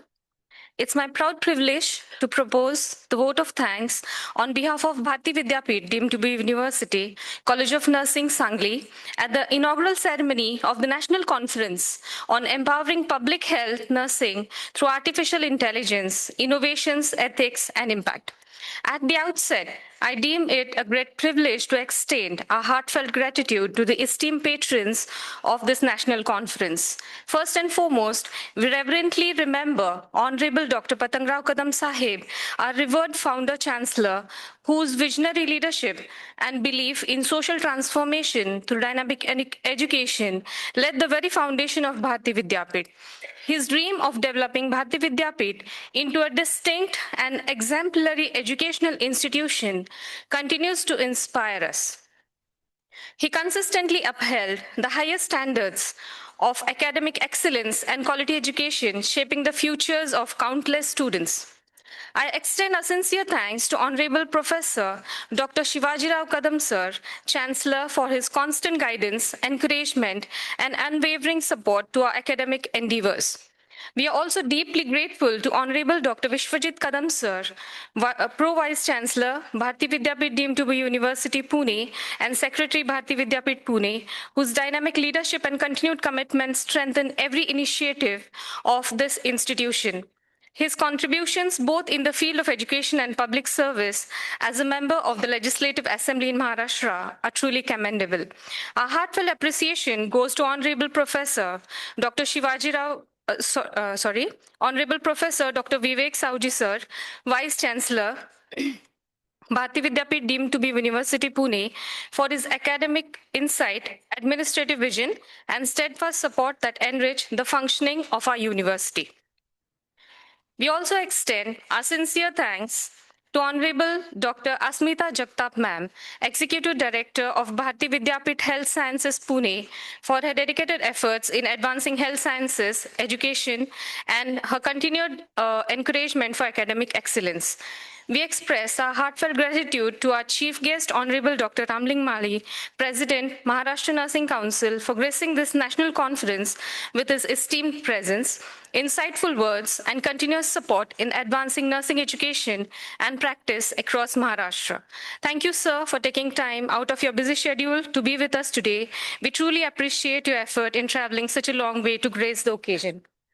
We are equally honored to have with us our guests of honor, Dr. Mahadev Shinde, sir, Honorable Chairman, Education, Registration and CNE Committee, MNC Mumbai, Professor cum Vice Principal, Kens Krishna Vishwa Vidyapet Karad, Dr. Sharad Kamath, Principal, Bharati Vidyapeeth Dental College and Hospital, Sangli.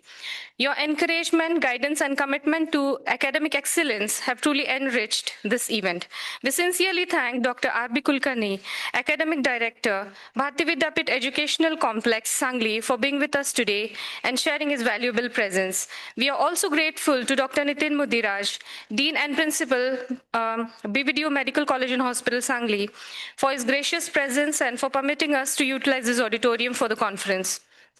We also thank Dr. Sara Dhanode ma'am for her presence. A special thanks to Dr. Vaishali Zadhav, Dean Faculty of Nursing and Principal BVDU College of Nursing, Navi Mumbai, whose presence has truly honored us and enriched the event. Our sincere thanks also goes to our distinguished dignitaries, both on and off the dais, speakers, and principals of various colleges, for honoring us with your valuable presence and your continued institutional support.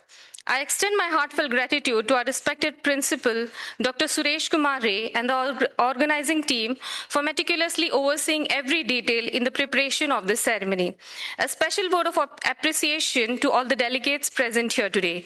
We hope you will be enriched by the knowledge and expertise shared by our esteemed speakers throughout today and tomorrow. Thank you once again. Have a wonderful day ahead.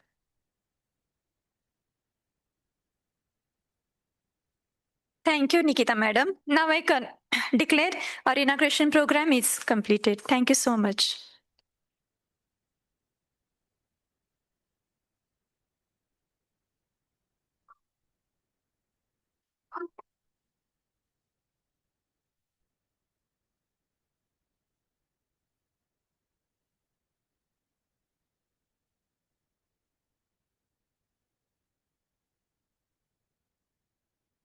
Very shortly, we will start our program.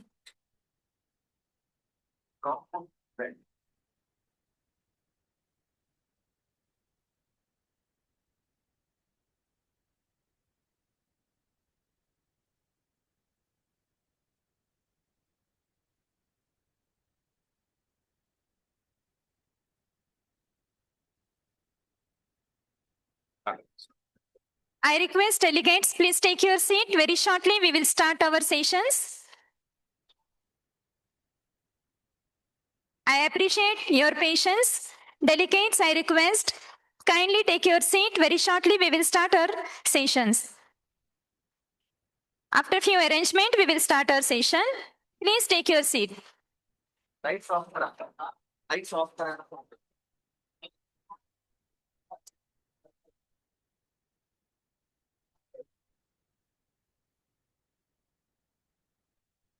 काय झालं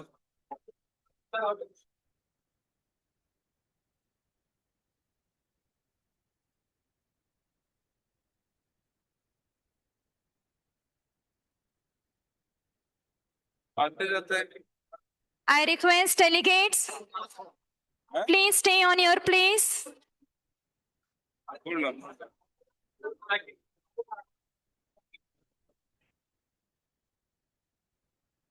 त्यात 10 लेन checking झालंच नव्हतं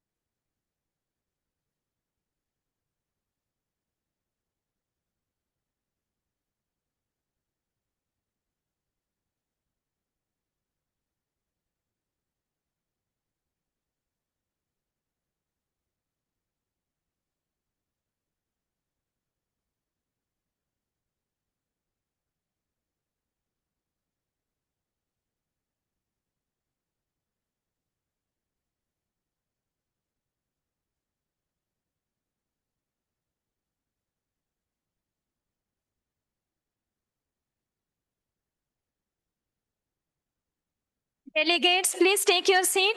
Very shortly, we will start our next session.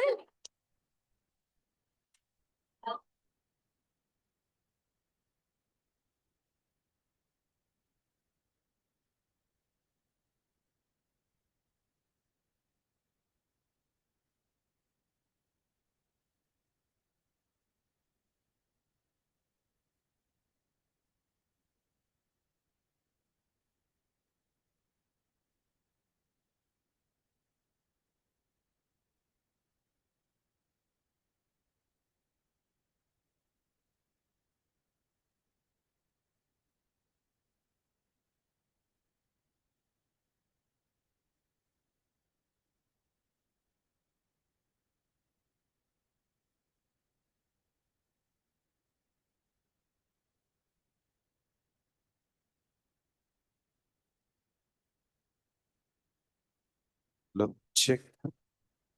लागलं तर असू.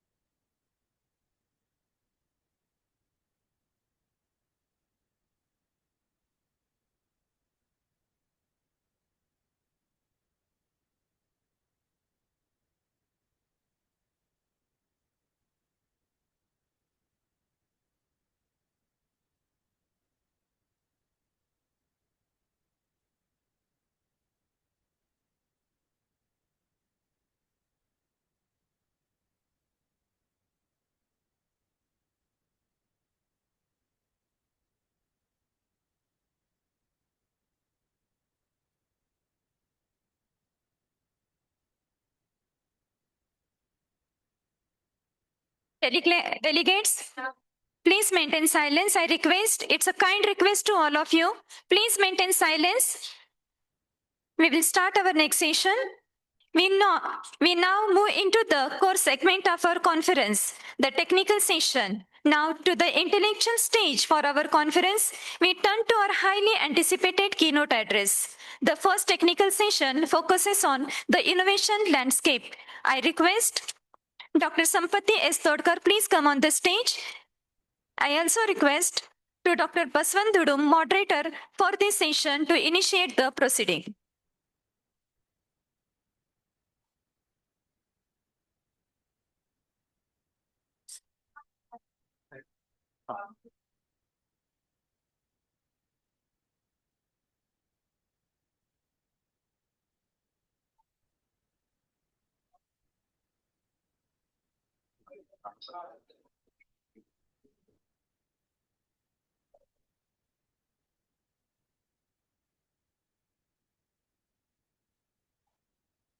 इथं दिसत नाही.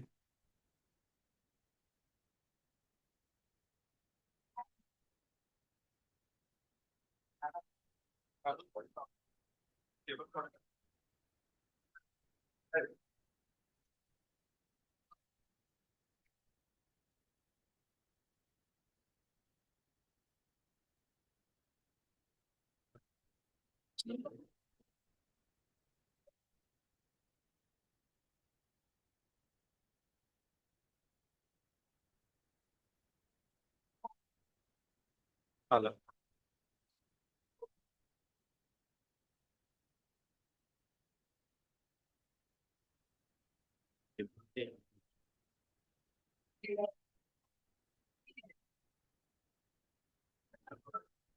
यांना बोलवा जरा अमोल माने सरांना.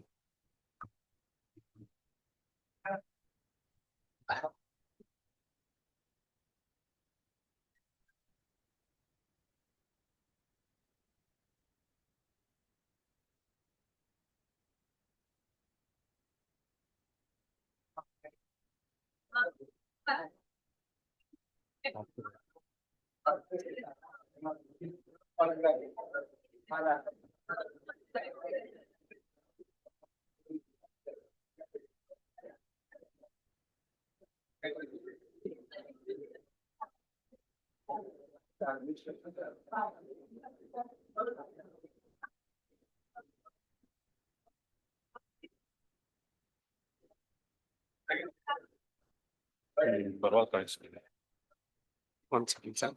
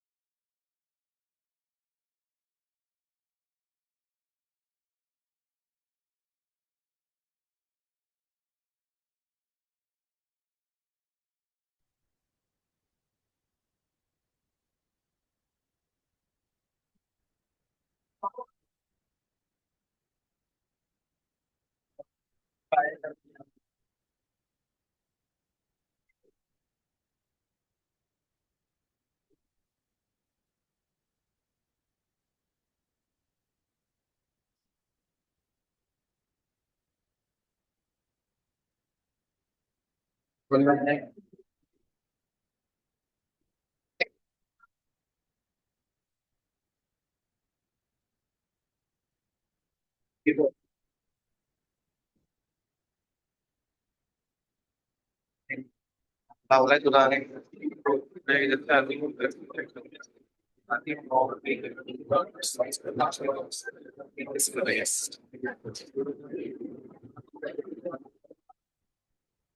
Yes, yes, yes.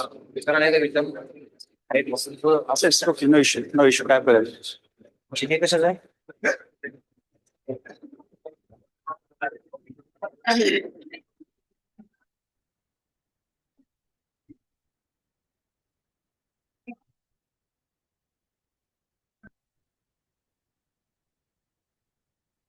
ओपन होत नाही झालं तर ओपन एकच मिनिट प्लीज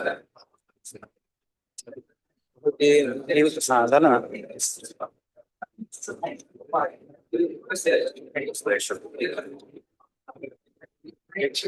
हे काय करायचं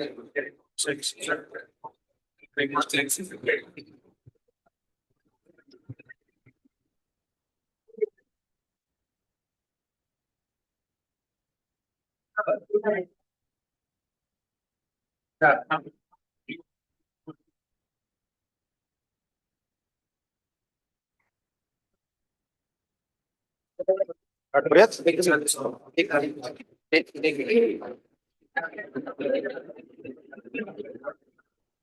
काही करा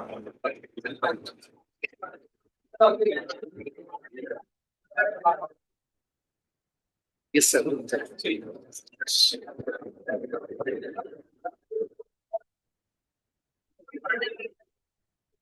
So, very good morning, friends. Shubh Sakal. Today, it's my great pleasure and privilege to be here as a resource person. Thank you, organizers, for calling me here for this conference. Already we are late. I'll not take much of time. They have provided me 30 minutes. So, it's difficult to cover this topic in 30 minutes. It's a huge topic, and that is the whole part, artificial intelligence. So, it's like my situation is like to cover 36 runs in six balls. To cover this topic in just half an hour is difficult. We will try to cover this one. So this theme is, this conference is having a very innovative theme, that is empowering public health nursing through the artificial intelligence. So for the innovative theme, we should congratulate this organizing team. So please give a round of applause to this organizing team. Please stand up and give this a big applause. मोठ्याने टाळ्या झाल्या पाहिजेत या organising टीमसाठी. Okay, thank you so much. So we know that today we are living in a time where the technology is advancing at a faster than ever before. And this AI is one where we can understand or redefining our thinking process in understanding this healthcare management. So it is said that in today's digital world, illiterates are not those who cannot read and write. Illiterates are not those who cannot read and write, but those who cannot use AI. Are you listening? Or tired? Okay. Not working? So we start this session with one important question for all of us, audience. Question is not working. Do you think that AI will change the perspective, future perspective of healthcare? This is the question for the audience to think over. We will try to answer this question at the end of this session, right? So do you think that AI will change the future perspective of the public healthcare? So you are aware that there were many revolutions has been happened in the world, right? So do you remember any global revolution? There were many revolutions like Green Revolution, popularly known as Agricultural Revolution, right? Then there was the Industrial Revolution. Then there was in 1970 Digital Revolution. Now we are in a phase that this phase is called as AI revolution. AI revolution. And who is this person? Who is this scientist? Who is this person? Pointer. अच्छा नहीं नहीं pointer pointer अच्छा pointer नहीं okay ठीक है okay कुठला right. So we're talking about this scientist, this person. Do you remember this? Can you identify this person? Who is this? What is his importance to this AI revolution? The importance cannot be emphasized in words. You know that the lady with lamp in nursing education nursing field, how much is her importance in this nursing field? Like that, this person is known as father of AI revolution. Okay, this person is known as a John McCarthy, who has used the first term AI, artificial intelligence, in year somewhere in 1956. He has used this word artificial intelligence in year 1956. So this is John McCarthy who has brought this AI revolution. So everybody sitting here, all audience sitting here must be using smartphones, right? And that your smartphone is more smarter than you. Are you agreed with this? We can say that our smartphones, they are more smarter than us. Have you ever wondered anytime when you are listening to the music or doing shopping online, your phone will remember your choice. It will play similar musics of your choice. How it is possible? Yes, how it is possible? This is because of AI. AI is working, right? So what is the meaning of word artificial? Artificial intelligence means what? Artificial means the one which is man-made, created, synthetic, right? So artificial intelligence is a human intelligence created by the humans for the humans, right? We can say for empowering the humans. So you are aware about this AI stands for artificial intelligence, right? So what are the other full forms of this AI? You must be aware about this. Apart from AI, what is the full form of word AI? Are you aware about some important extensions of the full forms? Like anytime information, instant information, or also called as assistant on internet, or always improving, absolutely intelligent, and most important last, that is being invented or used for first time by our honorable Prime Minister Narendra Modi ji, American Indians. These American Indians, they are ruling the world. Who is this, the CEO of this Google? Do you remember this? Google CEO? Sundar Pichai is Indian person, right? So this is the American Indian. So there are some important full forms of this word AI apart from this artificial intelligence. So coming to our today's topic, that is about a role of AI, artificial intelligence in public health. So we'll discuss this in short under these titles. So I have told you about this, the father of AI revolution, Mr. John McCarthy.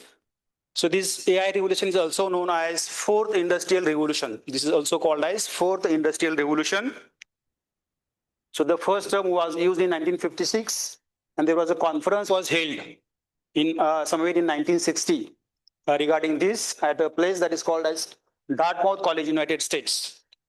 So you can remember that almost 60 or 70 years back, this person was thinking about this AI revolution, which is not there. Unfortunately, is not there at, right now, but this happened almost 70 years back.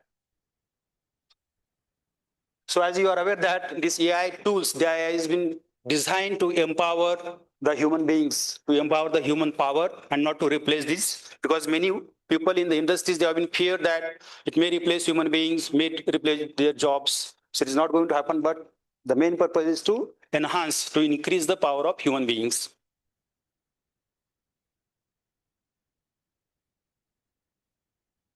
So coming to the definition of this word artificial intelligence, how will you define this artificial intelligence?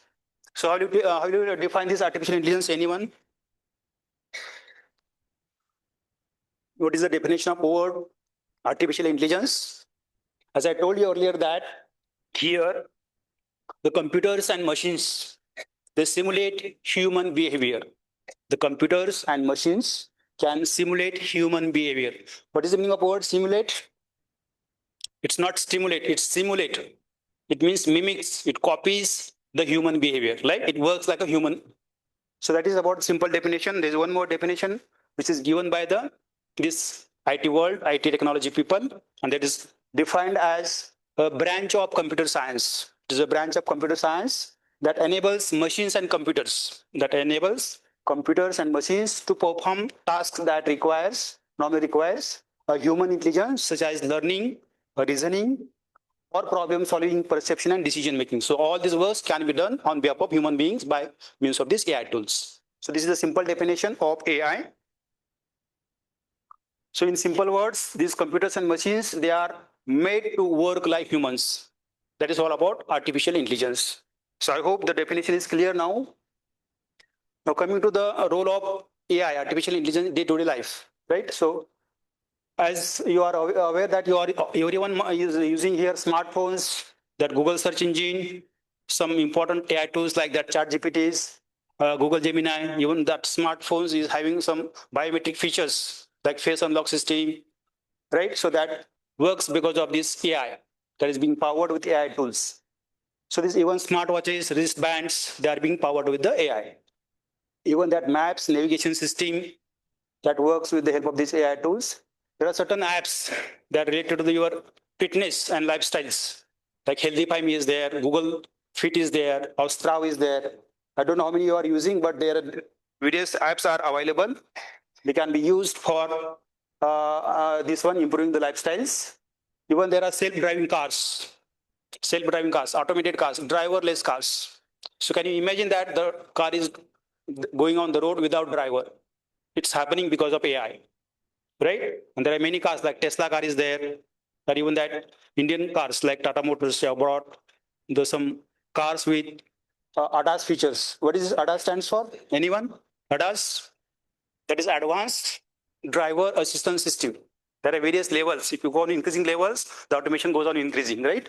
So that ADAS cars, all they are powered with AI tools. Then there are certain chatbots, customized chatbots and robots. You must have heard that there are various surgeries that are being conducted with the help of AI to increase the accuracy of the surgeries that are being conducted with the help of AI and robots. So these are some important commonly used AI tools in day-to-day life. You must have heard about the GPT, ChatGPTs. Then Copilot is there, which is being powered by this Microsoft Edge. Then there's a Canva Grok, which is being associated with that, this one. And then there's a Google Gemini, all that. So what is this GPT stands for? ChatGPT. What is the full form of this GPT? Anyone? Yes, that GPT stands for the Generative Pre-trained Transformer, right? So this is a AI tool most commonly used for solving the problems or answering these questions. So we have seen the important commonly used tools. Now these are the symbols. How many of symbols you are aware about this? These tools, AI tools, right? So can you identify some tools which are in common use?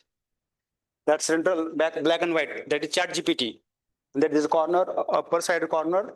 That left side, that is Copilot, which is being powered by the Microsoft. Now coming to most important topic, different types of AI tools, different types of artificial intelligences, right? So there are three different types of AI tools are there. The first one is called as a narrow AI, narrow artificial intelligence, or a generative AI. So what is generative AI? It stands for it creates or it generates some contents for the users. That's what is called as a generative AI. So it is being designed for specific tasks, right? It is designed for the specific tasks like chatbots or navigation systems. That maps, our map, Google Map, which is there, which is being powered with AI tools. So you must have used this Google Map many times. When you are stuck in some traffic or some unknown roads, you can find out your road, your way, which is not busy, right? So this is because of this AI tools, it works with AI tools. Then the second category is called as general AI, right? So this is a human-like intelligence, can think, learn, solve the problems like humans, and it does not exist today. The work is going on, that project is called as a starting. This project is known as a starting. And the third type is known as super AI, right? So it's smarter than human beings, smarter than the humans. So again, the project is going on. The only the AI which exists is that narrow AI, or also known as a generative AI. So there are three types of AI that we have seen. Are you familiar with this? What is this? Have a look at this picture.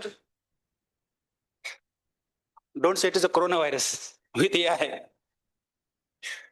Though it has got some resemblance with that COVID virus, it is not a COVID virus, but it is a symbol of artificial intelligence. It is a symbol of artificial intelligence. Now we'll see some important global facts regarding use of AI tools or use of this AI. So the different countries have their different policies and strategies for the use of AI.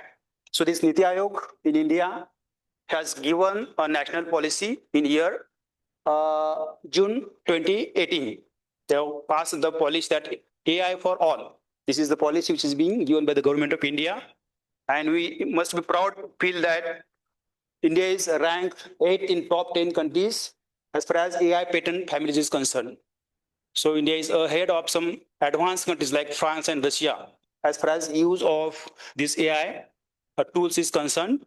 Then there are some other countries have given some policies and guidelines for use of AI. Other countries, the Japan released their document in 2017, then China and UK, and much later than this United States. Right. So this is all about some national guidelines regarding use of AI. So this is all about some important basics about AI.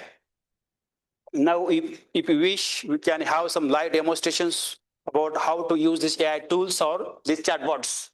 Right? So you must be using this chat GPTs, right?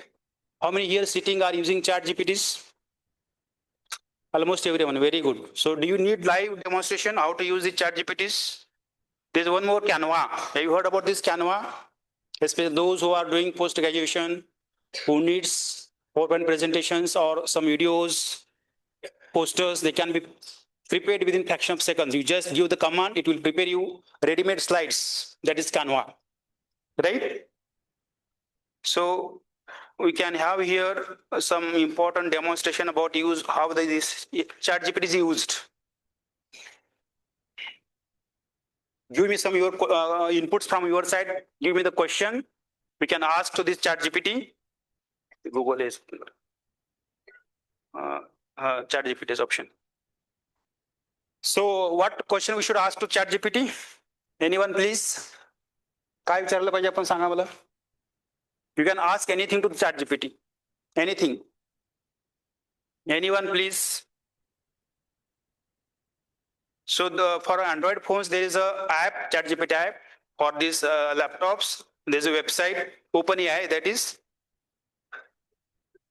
speed. So your ChatGPT is ready. Say here, it's ask anything. कुठला प्रश्न विचारायचा सांगा मला please. What we can ask to ChatGPT related to your field, medical or that nursing education. We can ask, say for example, create theme for a National Nursing Day. National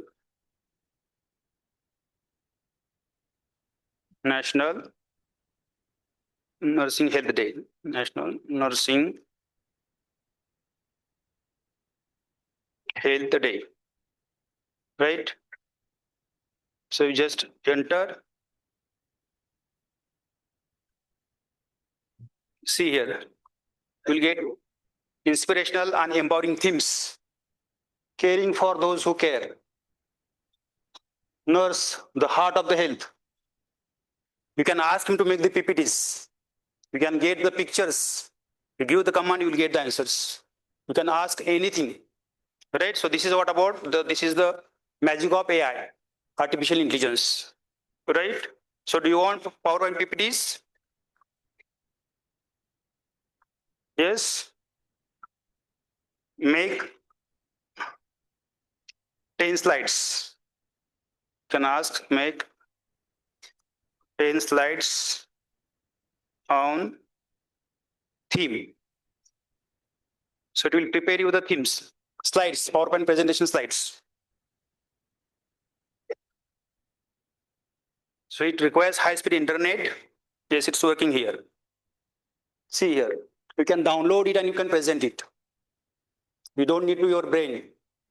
Don't need to use your brain, right? So this will make you lazy. This will make your thinking poor.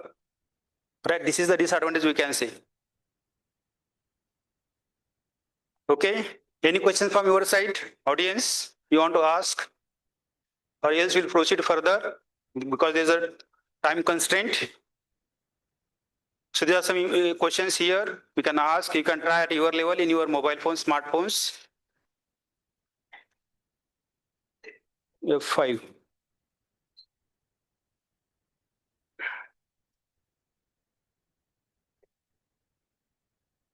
Okay, coming back to our presentation, the role of artificial intelligence in public health.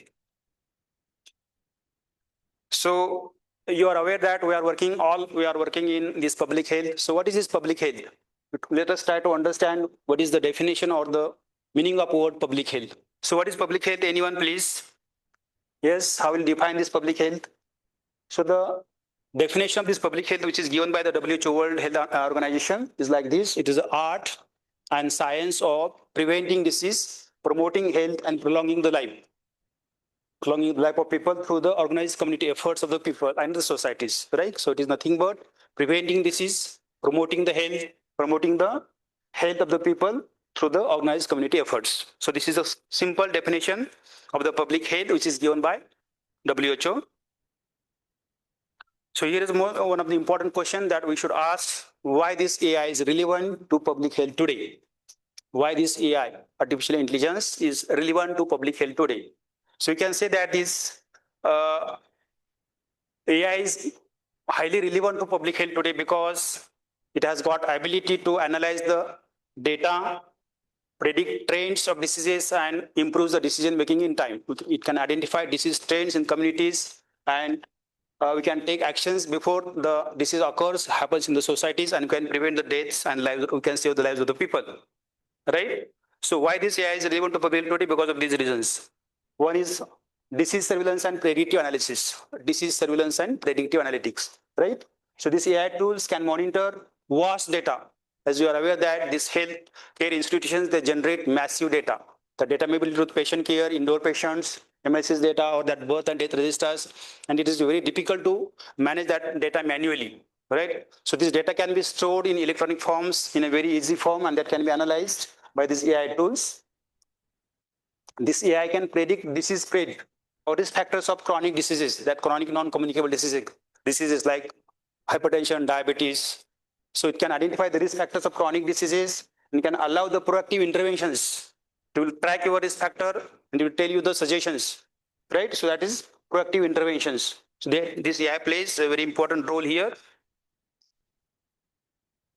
Then the second part is about personalized and preventive care. AI tools can identify at-risk populations by analyzing healthcare records, wearable devices, and lifestyle measures, identifying risk factors like that alcohol, smoking, tobacco, and all that. So it can monitor the data and can identify risk factors. So this AI can be used in individual diseases like diabetes, hypertension. It monitors the real-time glucose levels and can give the reminders for use of insulin, drug doses at a time, or reminders also. So this AI tool plays a very important role in individual diseases also. Then about healthcare data management. As I told you that healthcare institutions have a huge data.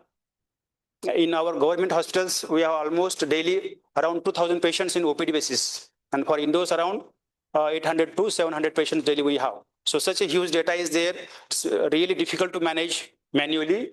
So such type of data can be stored by the system, that is HMS system is there with the help of these AI tools, and the seats are there, right? So this AI can scan millions of records quickly and can identify the trends, right? Whether the disease is increasing, rising, what treatment action can be taken, right? So this kind of actions and the trends can be identified with the help of AI tools. This public health care generates massive IPD data or OPD data, even that births and deaths. Predictive analytics for forecasting diseases and outbreaks and epidemics. As I told earlier that the disease which occurs in the communities in the form of epidemics or outbreaks. This can be identified before it happens by analyzing the data. These AI tools help to identify the outbreaks before they happens in the communities and can prevent the deaths and save the lives of the people. Now, the next important question is, what is digital healthcare innovation? Digital healthcare innovation, right? So what is this digital healthcare innovation? It is nothing but use of digital tools and technologies, for enhancing the healthcare, right? So that's what about digital healthcare innovation. So it consists of mainly the resources allocation. What are the resources we have?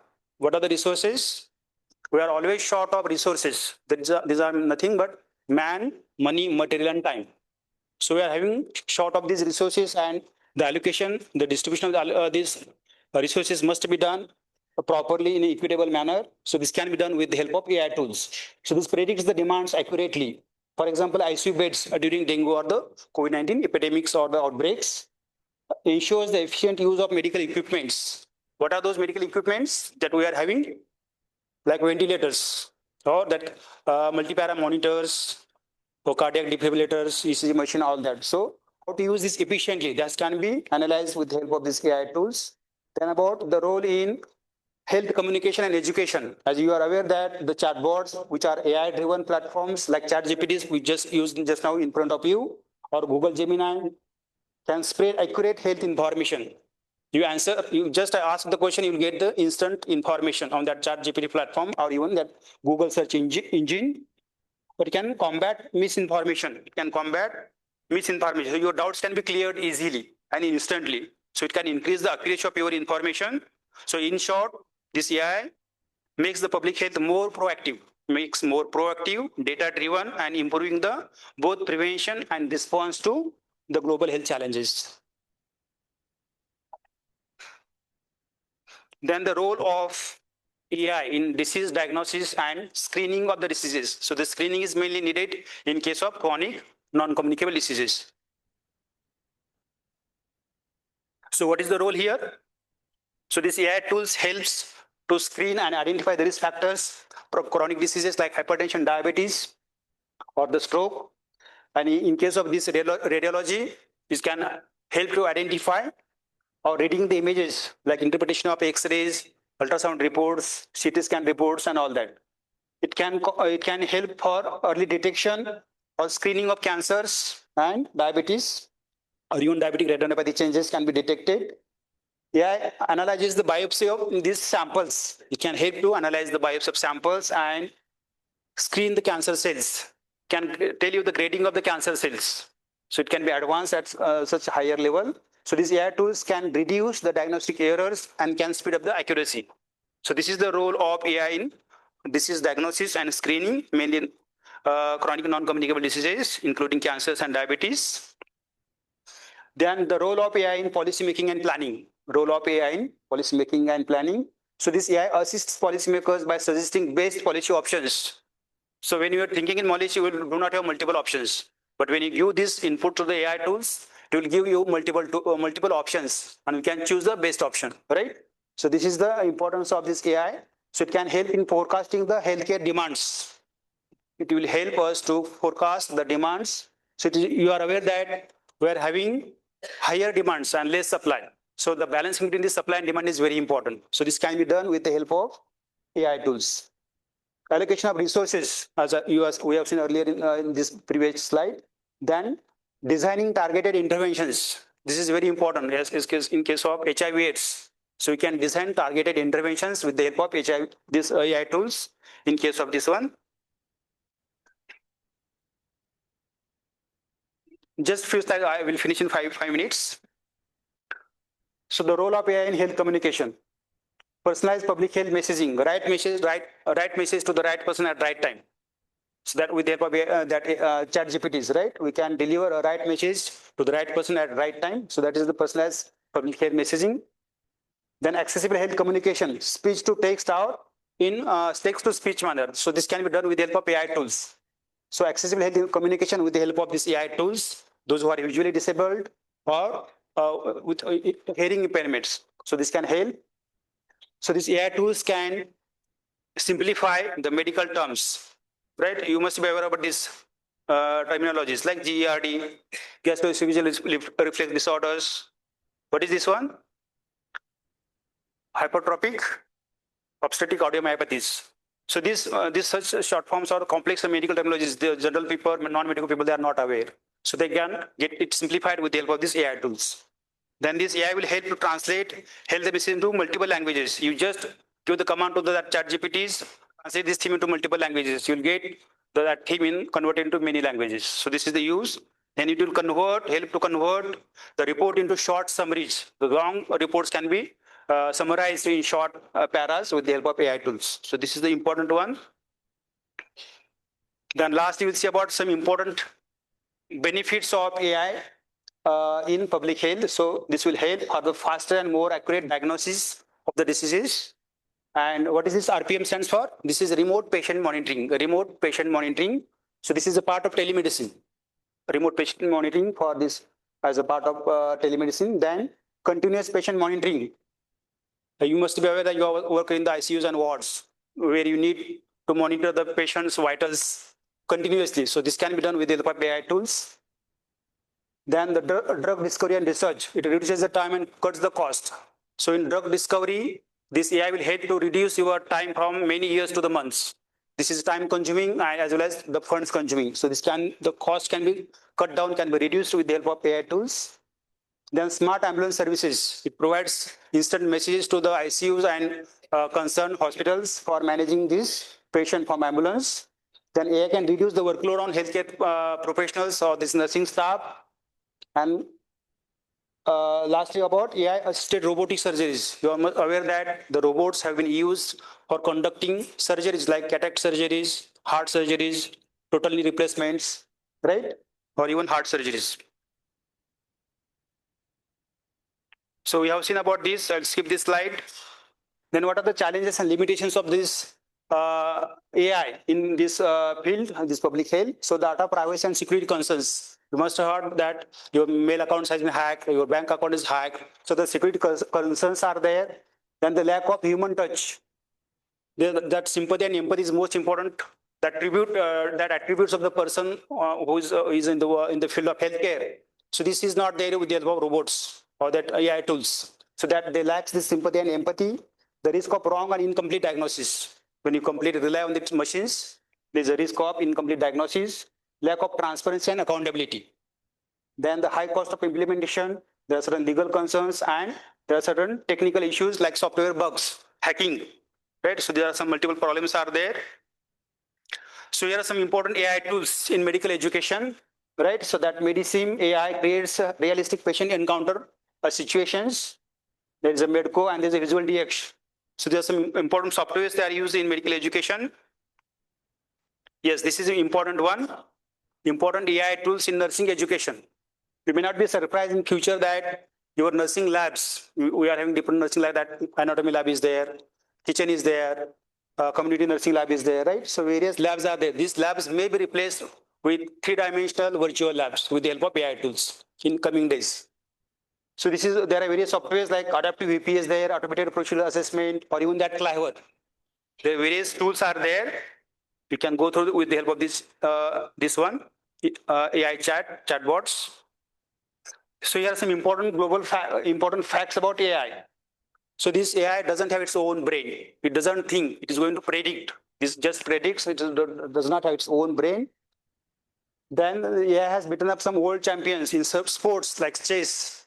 You can see the level of this working. It can beat up the champions, can mimic anyone's voice, even the face, can do anything. You must be aware that there are virtual boyfriends and girlfriends which have been created with the help of robots. I don't know how much you are aware, but there are virtual boyfriends and girlfriends with the help of these robots. So you must have wondered about this. When you are logging for first time with your Gmail accounts, bank accounts, internet banking, you need to enter that code or that CAPTCHA. So this is what purpose? To enhance the security reasons. If you don't enter, if you do this in automated way, your bank account will be down in fraction of seconds. तुमचं background 100% खाली होणार. So this is the security reason is there. This AI doesn't have this authority. So you need to enter manually this CAPTCHA, then only you can log in. But there are tools, they are working on this to do it in automated way. So coming to the last part, the summary of role of AI in public health. Take home message of this one. So the artificial intelligence is transforming public health by early diagnosis of the disease, predicting the disease in communities, that is called as predictive analytics. Then strengthening the health communication with the help of AI chatbots or the AI tools.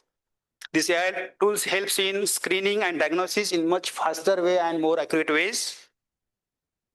Then this AI has shown better accuracy than radiologists in spotting breast cancers. So these cancers can be diagnosed with more accuracies than these medical personnel.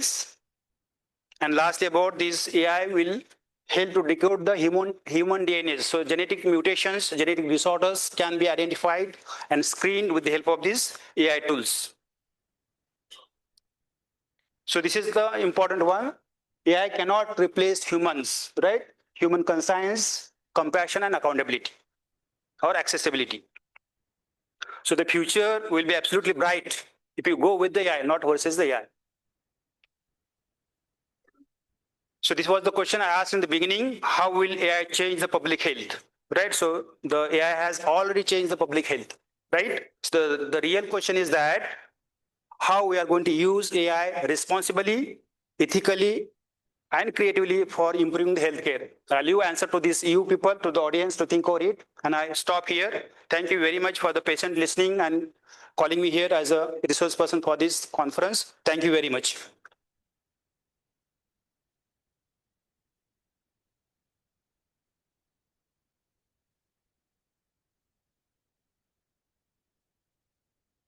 Yes, thank you.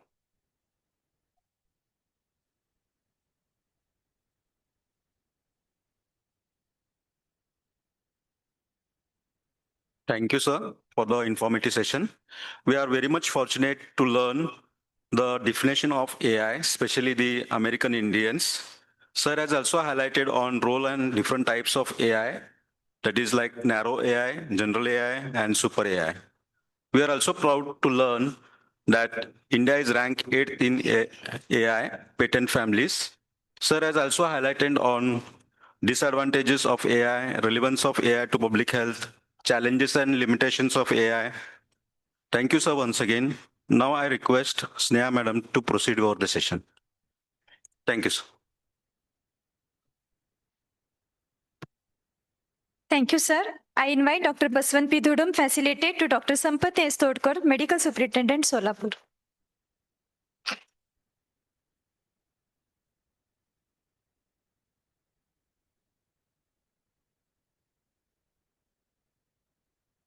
Thank you very much. Thank you, sir. Thank you. Thank you, sir. Thank you so much. Yes, sir. I request Mrs. Milka Devraj for the moderator felicitation. Yes. Yes. Thank you so much. Thank you. Yes. Thank you so much. I request Mrs. Milka Devraj for the moderator felicitation.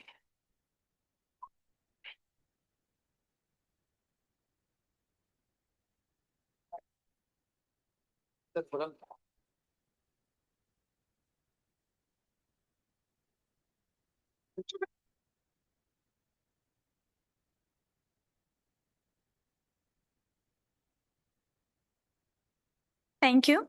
Our next session focuses on AI ethics in governance, ensuring we are navigation the technological fortuner, responsibility and with integrity. I invite Dr. Bahupalli Kedigal, moderator for this session, to conduct the proceeding.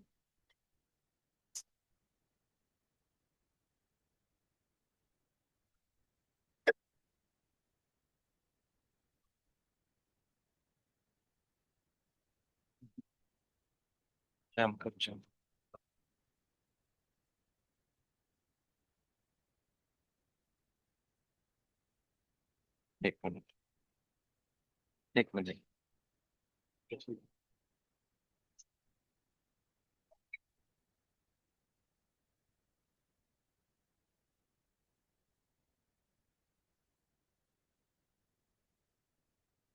Good afternoon, sir. Good afternoon, all the delegates. I take this opportunity to introduce one of the eminent speaker of the today's sessions. That is Professor Dr. Arun Jamkar, sir. He is presently affiliated, as I mentioned in the inaugural session as well, that sir is distinguished professor at Symbiosis Medical College for Women, Pune. Notably, he is a former Vice Chancellor of Maharashtra University of Health Sciences, MUHS Nashik.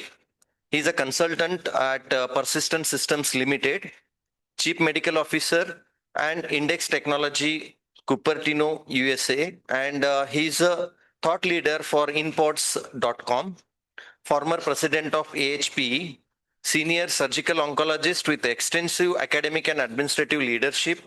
He also is a key contributor to healthcare innovation, medical education reforms, and digital transformation. He has led the development of AI-assisted solutions, which includes drug dispensing ATM based on symptom algorithm, machine software in homeopathy, then AI-based medical imaging technique tools, then total knee transplant replacement robotics and smart ambulance system, developed AI-enabled digital platforms for CBME and NAC, initiator of first MHP program in India under FAMER, played a significant role in Obama Singh 21st Century Initiative through University of Michigan, and established the first professor of medical education position in India and appointed Dr. Payal Bansal, and his highlights to accolade, that is national and international awards and fellowship in medical education, innovation and leadership.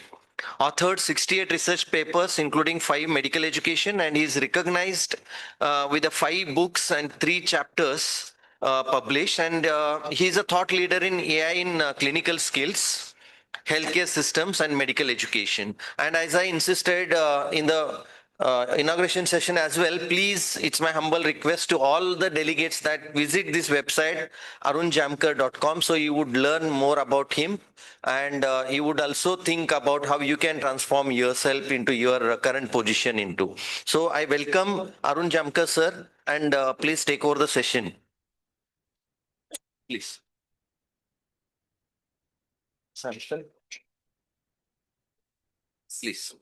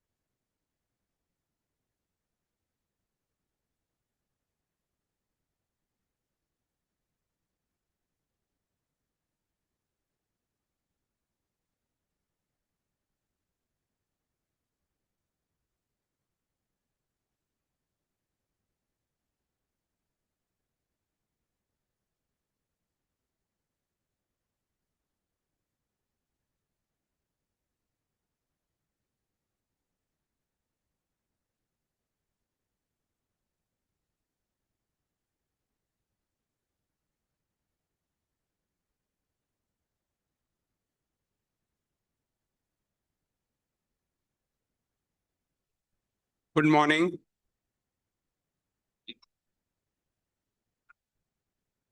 Shall I start? Yes. So let me pay respect to Mr. Patangrao Kadam sir, and then pay my all respect to Dr. Madi,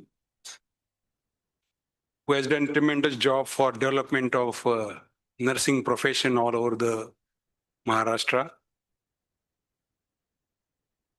Sir, I'll start with a share for you.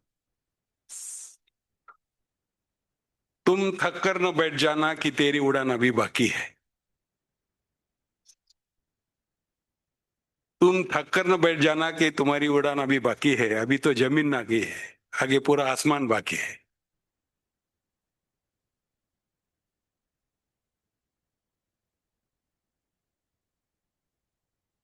Dr. Mali has been very passionate about the growth, development of nurses. And we share that passion. As a Vice Chancellor of MUHS, we had a faculty of nursing. So I was Vice Chancellor of nursing as well.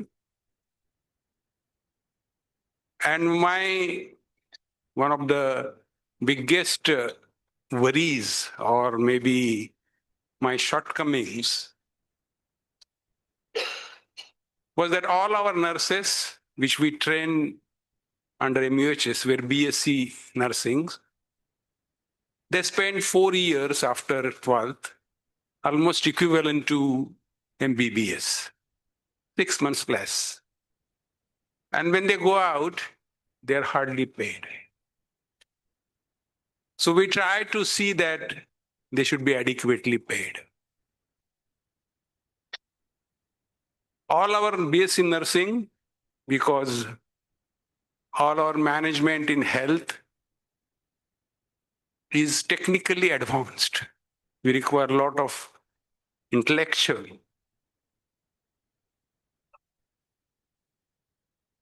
And they're trained in allopathy. And in spite all remaining faculties like BAMS and BHMS, they don't know anything in allopathy. They are paid more. That's why both of us, we shouted everywhere. I think he went ahead, even filed a suit in Supreme Court. But at the end,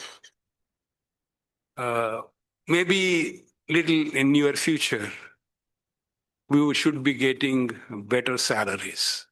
So let us give him a big hand as.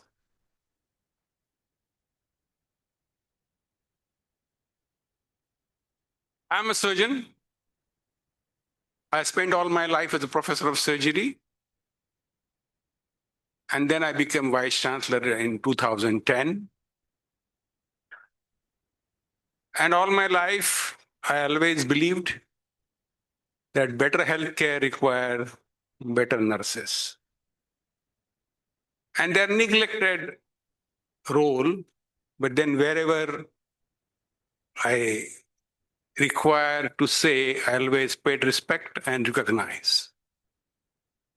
I had an honor, Mari sir, to perform first kidney transplant of public sector in Pune.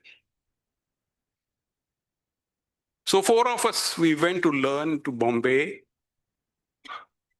to study kidney transplant. One for donor, that was me. One for recipient, Dr. Patankar. One nephrologist, that is Niranjan Ambekar. And 4th was a nurse, Mandlecha. So this was a group. So my point is the 4th member was a nurse. That's what we performed. First successful transplant. That's why wherever we think, we try to see that our dear nurses who play a big role in management of patients should get equal respect. We as a doctor and surgeons and residents, we spend 6 hours a day, whereas the only person all the time present in the ward is a nurse. So when in ICU, the patient is unconscious, and first time he regains consciousness, he opens his eyes. The first vision that he gets to his twinkling eyes is a nurse. So give yourself a big hand.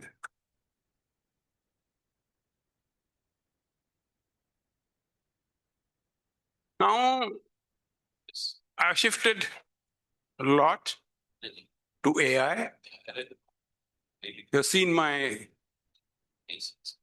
biodata. I spent a lot of time with persistent systems, where I work with AI, especially AI in imaging. And AI will help wherever there's a repetitive job. And if you see your own role, there's too much of repetition. So AI will definitely reduce your job when it is repetition. Now with EHR and all those data and EMR coming into picture, all that job will go away. I hope you remember earlier, all the nurses would spend 25 to 30% time in entering the registers. They were maintaining 15 registers. Now, no more registers. Everything will be taken by AI. So I want an assurance from all of you that whatever time you will save, please give it to patient care.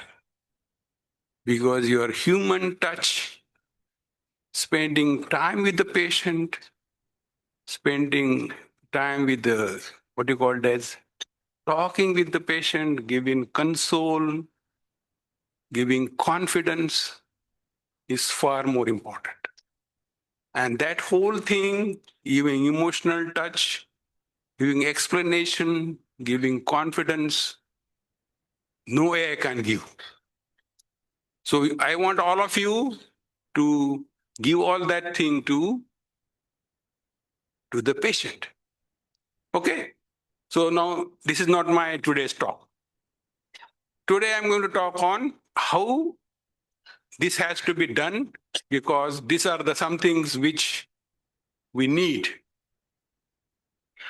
I want to congratulate Bharati Vidyapeeth Nursing College for addressing very, very important thing, because today's whole sessions will be addressed on how AI is going to help you. How AI is wonderful. How AI is going to see that the patient management is better and all that. I'm not going to talk on that. What I'm going to talk is what are the precautions you take. So I just congratulate Suresh for this wonderful topic, empowering public health nursing through artificial intelligence, innovations, and most important, Suresh, ethics. So wonderful. You talk of ethics. So this is me. And then that ethics, a lot of experience, which are going to come. So why ethics? All that AI comes with, it's not a rose. It has thorns. It has algorithmic bias, opaque decisions. There are data breaches. There are unclear liability. And then black box. We don't know what is data privacy. We don't know say, what are the legal responsibilities. And we don't know what is happening to the AI models, where it is trained, the bias trained data. So these are the ghosts coming. So let me now go to another world. So what are we prepared? What are the precautions that we're going to take to protect people from the hazards of AI. So I'm going to talk today on basics, values, ethics, and legality as applied to AI. And then this is nobody going to talk. So what is ethics? Ethics is derived from ethos. It deals with right conduct. It helps in distinction between what is right and what is wrong. Everybody knows. But then we need to find out what is right. And then it comes with culture, it comes with religions, it comes with moral consequences. Everybody knows what is right. And are you going to follow what is right? It is not doing things right, but doing right things. Repeat. It is not doing things right, but doing right things. So, the principles of medical ethics, I think, Mali sir, in all education, under healthcare, nursing is only where we teach ethics. हे फक्त तुमच्या curriculum मध्ये आहे.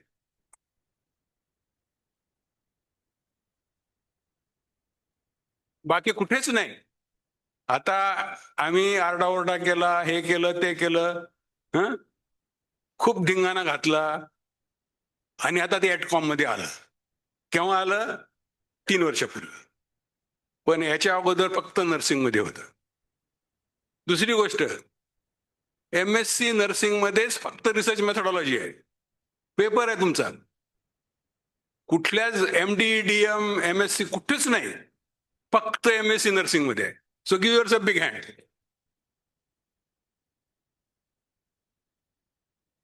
So everybody knows autonomy, beneficence, non-maleficence, veracity, confidentiality, and social responsibility. Everybody knows. But then, where do you get these values? First 7 years we get from parents, then we get from teachers. Most important teacher that gives you value is a primary teacher. आता तुम्ही बघा, आपल्याला सगळ्याच्या अगोदर teacher म्हणल्याबरोबर कोण आठवतं? प्राथमिक शिक्षण. माध्यमिक पण आठवत नाही, मेडिकल तर आठवतच नाही.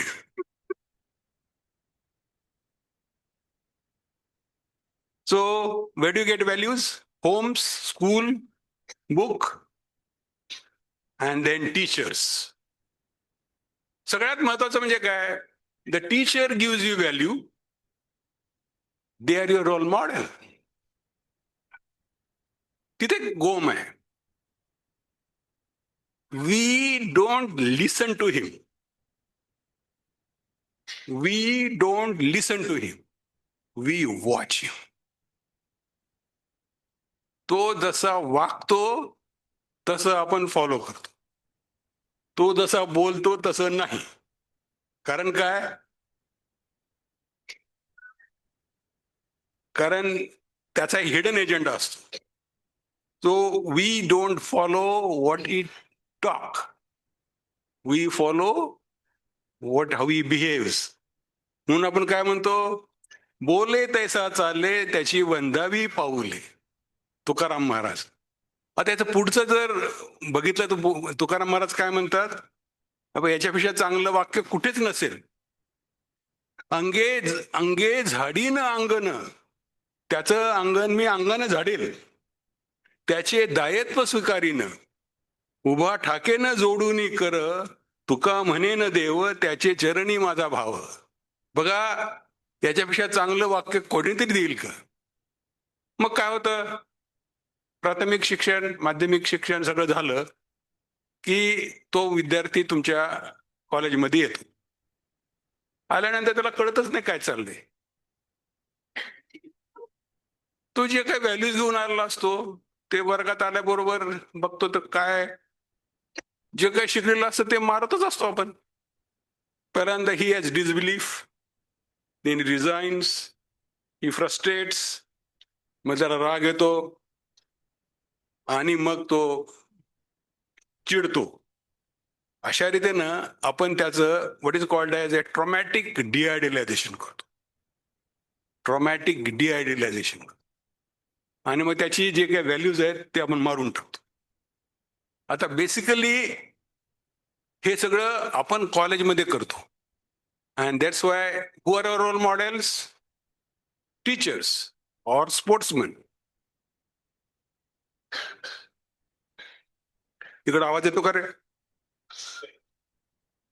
हा जॅक्सॉफ नावाचा एक हे करतो माणूस बघा. हा सर करतोय आणि त्याने सांगितलं तो आउट आहे. हा आला ऐकू येते? तर तो अपोनंट आहे ना, तो म्हणतो इन आहे आणि त्यांनी पॉइंट रेज केला. याचा पॉइंट जात होता तरी पण तो रेज केला. तो अंपायर म्हणतो अरे तुला पॉइंट मिळतो. नाही नाही नाही, त्याचा पॉइंट आहे. This is स्पोर्ट्समॅनशिप.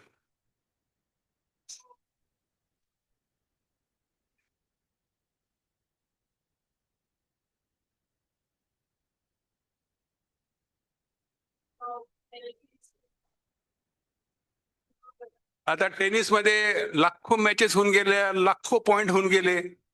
हा अजरामर झाला की आउट झालेल्या पॉइंटला त्यांनी चॅलेंज केलं आणि इन होऊन त्यानं पॉइंट त्याला दिला. This is sportsmanship. So I want all of you to become sportsman, no matter whether you lose or not. So values are empathy, compassion. This is the biggest message. Preserve your innocence. All of you, preserve your innocence. यहाँ हर पल हर शख्स हादसा होने से डरता है. खिलौना है जो मिट्टी का हो फना होने से डरता है. मेरे दिल के कोने में एक मासूम सा बच्चा देखकर बड़ों की दुनिया बड़ा होने से डरता है. You can clap.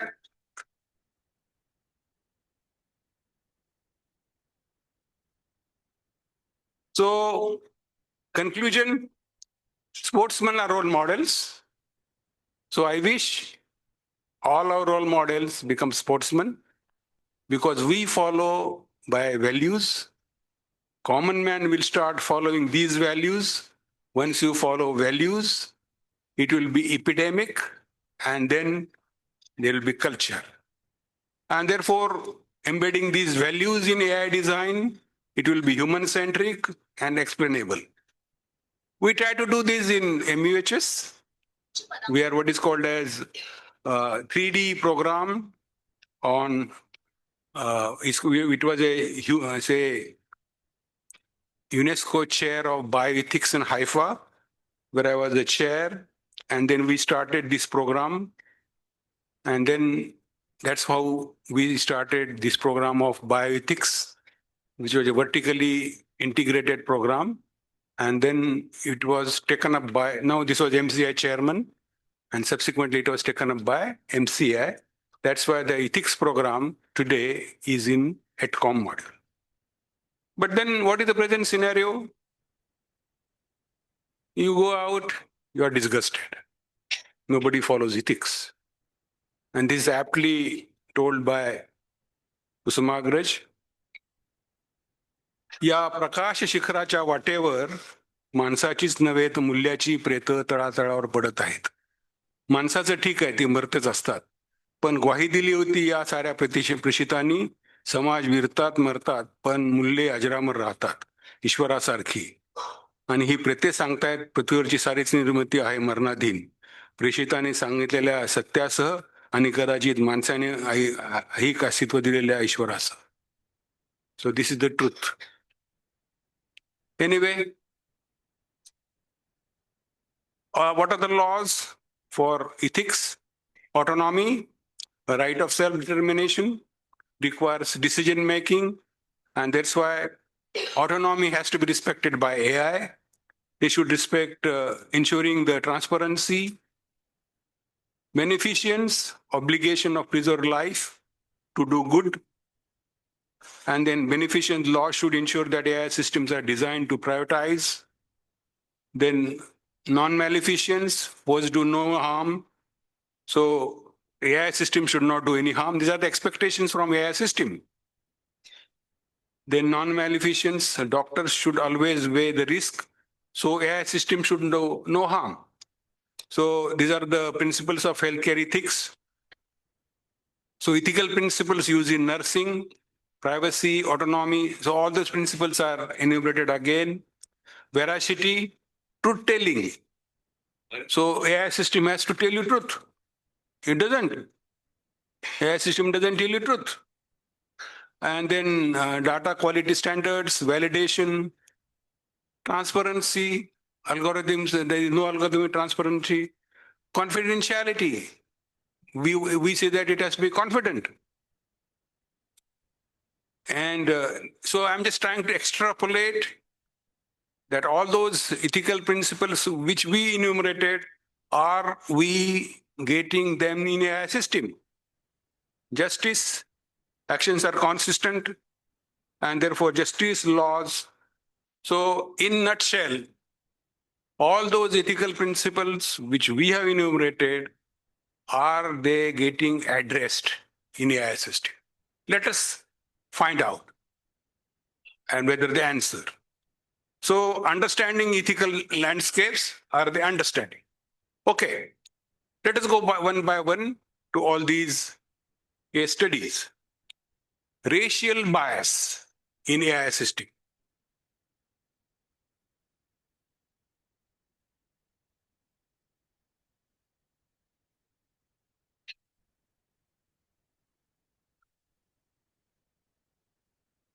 Pulse oximetry.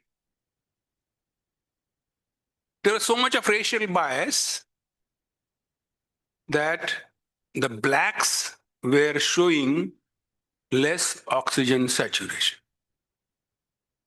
So much dangerous. So during the pandemic of COVID, all American Africans, they were shown that they are hypoxic. And unnecessarily, they were getting treated. Why? Because that whole algorithm was based on white. So that data itself was wrong.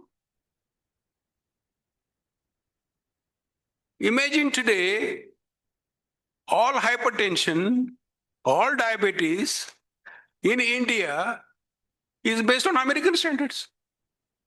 And nobody's interested because it's an industry driven. Same thing. So racial bias, geographical bias, this is all coming through AI. There's a huge program called IBM Watson. It was the biggest program on cancer.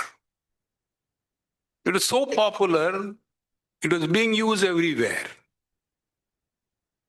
And IBM Watson was so popular because I hope you remember all those news about Watson winning this program and that program. And suddenly one day, it was found that IBM Watson was advising a patient of bleeding tendency some drug which would increase bleeding. And that patient died. Why? Because that the training data of IBM Watson was primarily synthetic.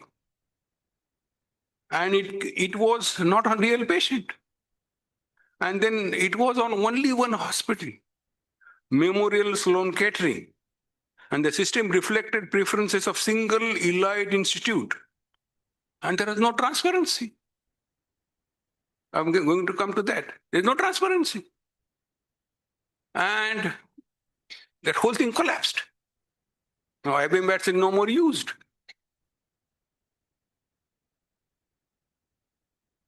data use, ethics, patient information in the age of big data. AI healthcare requires enormous amount of data, and to function effectively, this creates a fundamental tension between medical intervention and individual privacy. Patient data collected for treatment is repurposed. Now in India, we are far better. We want all anonymous data. But then there could be some software which you can relabel. So de-identified health records can often be re-identified using advanced techniques. आता सगळीकडे AI आलंच ना. And the third party vendors or researchers gain access. आता तुम्हाला माहिती आहे का, तुम्ही कुठल्याही ऍपवर जाऊन कुठलीही एक ऍड बघा, एक ऍड तुमच्याकडे बता बता बता बता दुसऱ्या दिवशी म्हणजे जाहिरात यायला सुरू करतात. कुठून येते? एक एक बघा नुसतं, सगळ्या ऍड यायला सुरू होतात. This all AI. So data aggregation creates comprehension health programs. आता हे तर आपण तर थर्ड वर्ड आहोत, आपल्याकडे काय फारसं नसतंच. तो privacy violations, Cambridge Analytica style risk, DeepMind and Royal Free Hospital. Google DeepMind accessed identifiable data of 1.6 million patients without prior proper consent. And then they agreed की आमचं चुकलं. Then Accenture and Google partnership. Google gained access to detailed health record of 50 million Americans through the system without informing patients. Then mental health app selling data. So this is all privacy violation. This is happening now. आणि आपल्याला तर माहितच नाही, भारतात तर काहीच नसतं. आपल्याला काही होत असेल. So these cases demonstrate that healthcare data can be exploited for commercial purposes, mirroring the privacy abuses. Microsoft Tay chatbot. Microsoft launched Tay, an AI chatbot designed to learn Twitter interaction. And that's why there was a rapid corruption, insufficient testing, and continuous monitoring required. मग एकदम खूप आवाज झाला, त्यांनी withdraw केलं. Now, in US, there are a lot of precautions. We have HIPAA in US, then GDPR in Europe, then compliance gap, a regulatory evolution required. That's why there is something. In US, you can't get any data unless you are sure that you are the same guy who is asking for the data. भारतात तर काही नसतंच. So at the end, you develop a diagnostic system and something wrong happens. Who is responsible? Something wrong happens and somebody dies. Who is responsible? AI developer तो मला माहितच नाही. He created algorithm but may not understand specific medical condition. मला काय माहिती? Healthcare institution, ते म्हणते आम्ही विकत घेतला, मला काय माहिती? They are purchased and deployed. They didn't develop. Regulatory body, ते म्हणते आम्हाला काय माहिती? आम्ही तर नुसतं दिलं. Approved the system, but they don't know technical expertise. आम्ही कुठं दिलं? आणि डॉक्टर, मला तर काहीच माहित नाही.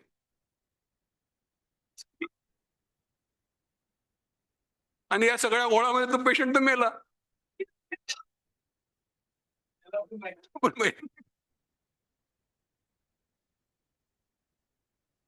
याचा अर्थ असा की काहीतरी गोळ आहे.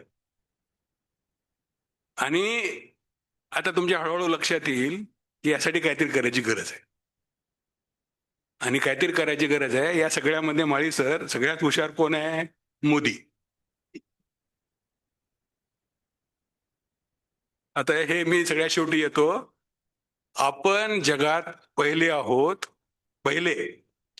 आता मी सगळ्यात शेवटी माझी शेवटच्या त्या 4 स्लाइड बघा की हे आपण पहिल्यांदा केलंय. तो गिव्ह हिम बिग हँड. मोदीला रे, मला नाही.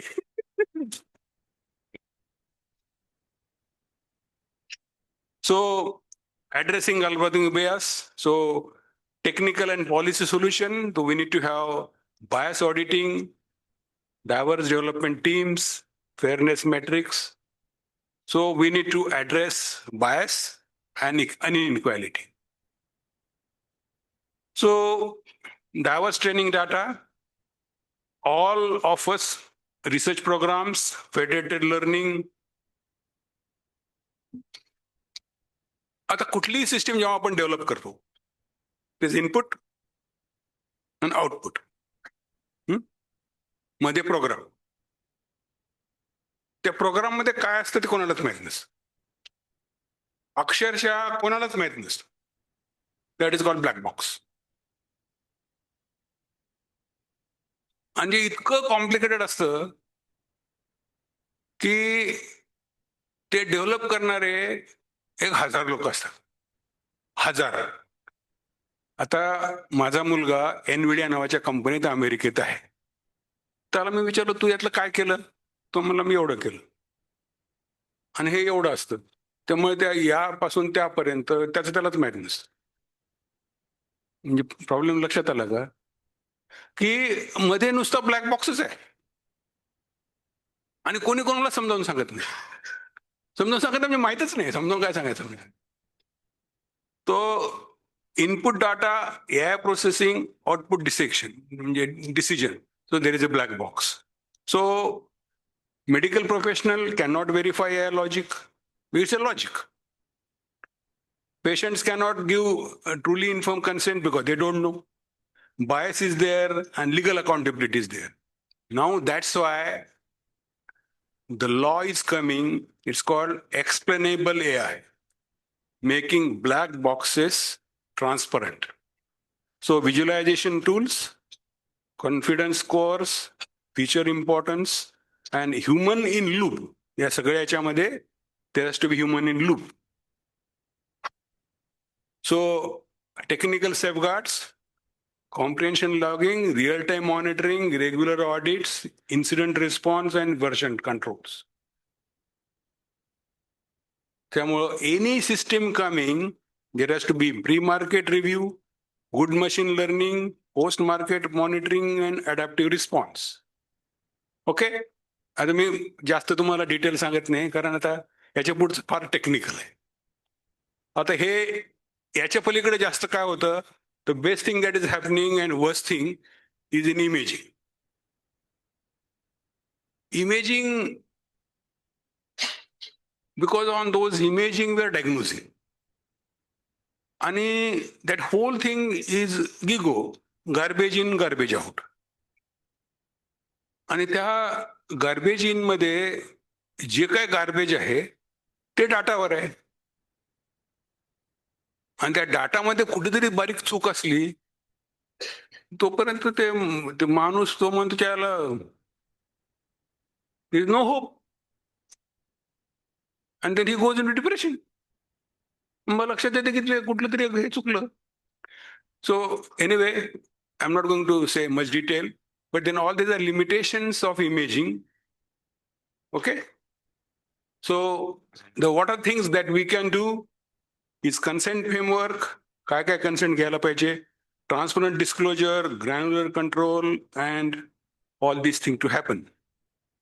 So why I'm telling all this? Because we need to give you a professional responsibility, training healthcare workers in AI ethics, essential AI literacy for clinicians. We should know how AI works, bias of regulation, interpretability, and there has to be a medical education. Obviously, medical means health professional education and or nursing education. So let us talk of data. Data is mine. Data is gold. आता याच्या पुढे everything in world will work on data. India is most populous country. And that's why India has too much of data. That's why all our data will give you too much of money. But then, while we give data, we need to find out that data has to be minimally used. आहे म्हणून वापरत बसू नका. So data minimization, collect and retain only minimum patient data necessary for patient interaction. AI application, delete data when no longer required. Then privacy preserving techniques, access control, strict authorization, auditing, logging, हे सगळ्याला AI वापरायचं. Okay? And then privacy preserving, all that. And then technical safeguard, audit trails.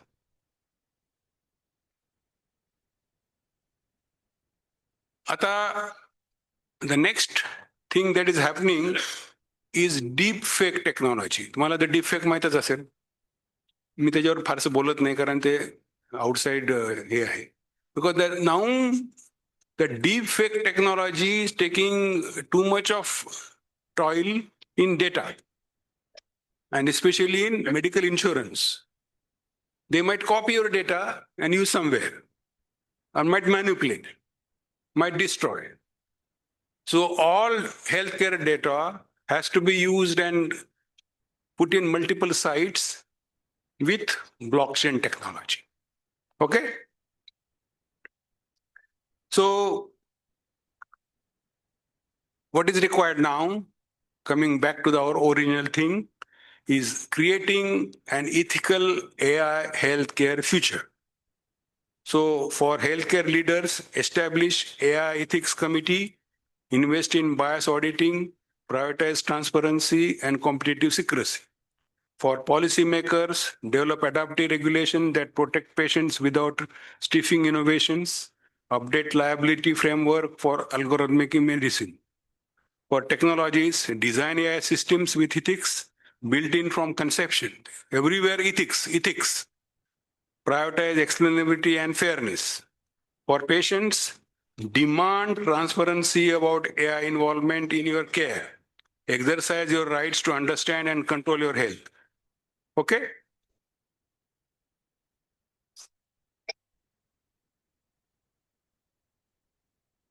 So patient engagement, radical transparency, health literacy, and proven outcomes. So this whole thing is coming as AI.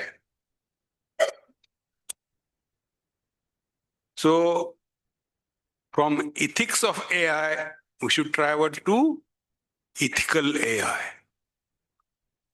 Now the biggest risk now is LLM. LLM माहित है? Large language model. Now LLM is the biggest boon for healthcare because all those records, how many of you use ChatGPT? Gemini?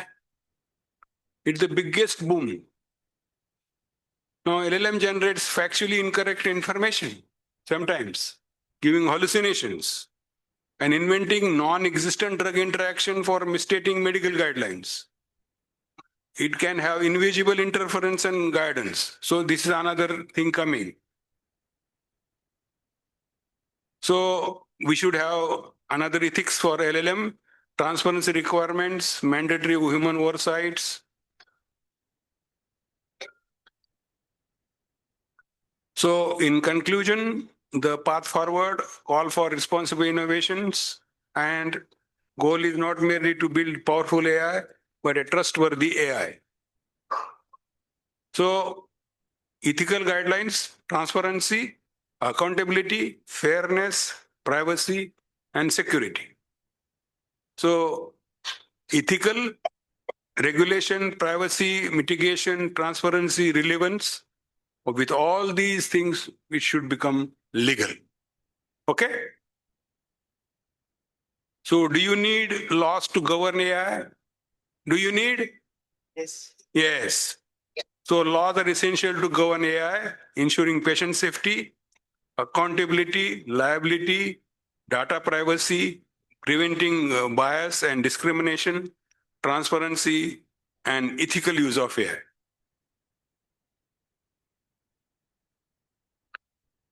We at Symbiosis Law School of Pune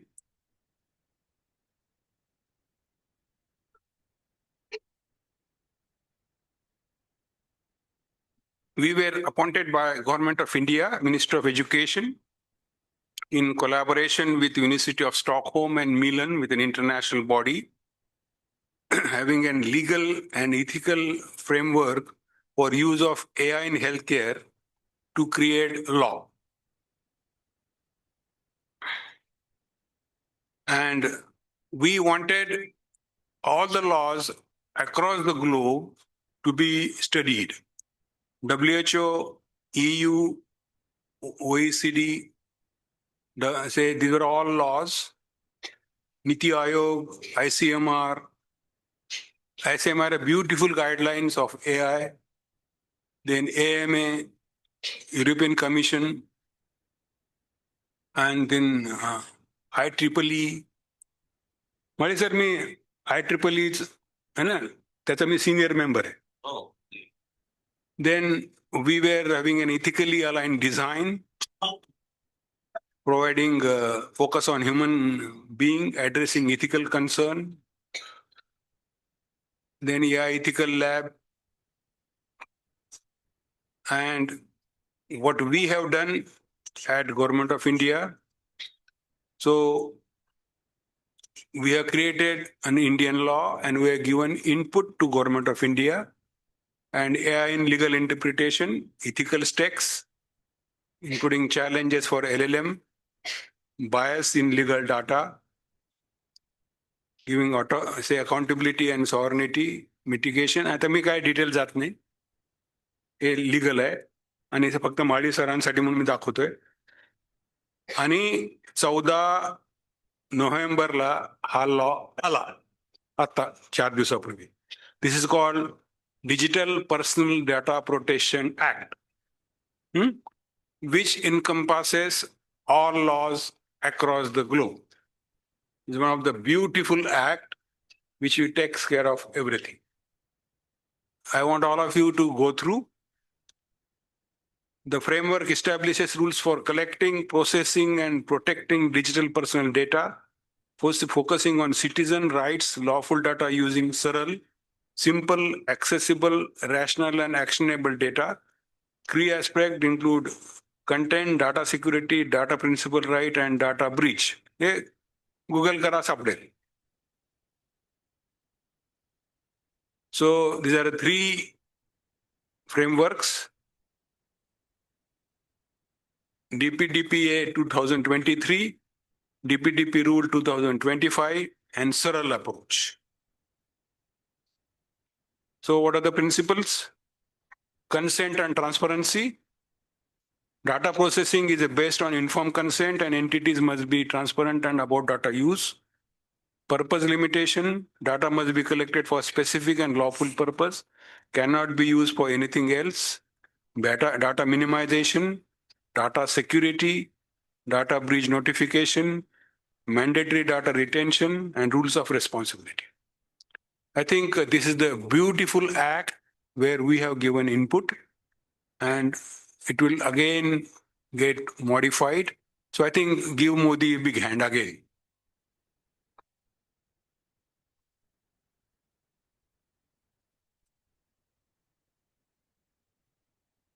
Sadhguru says, integrity is not a bunch of values or ethics. Integrity is the coherence between how you are, how you think, and how you act.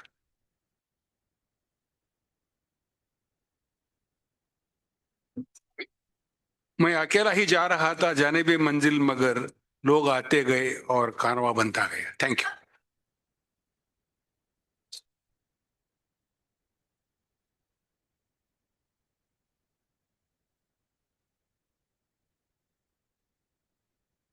And I open it for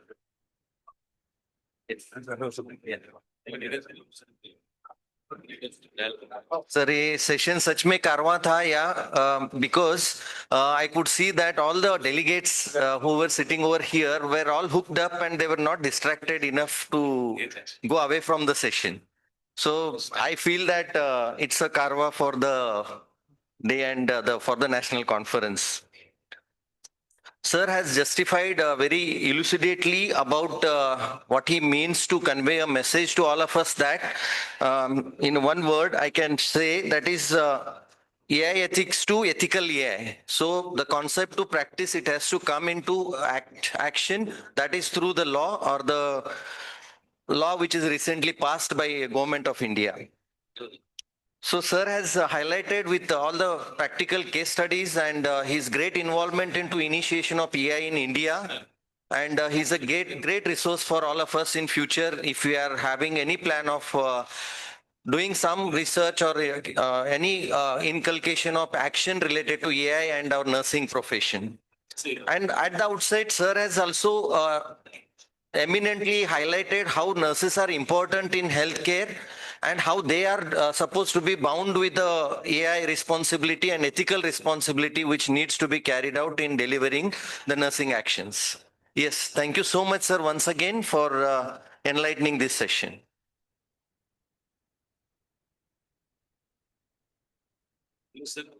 Thank you, sir.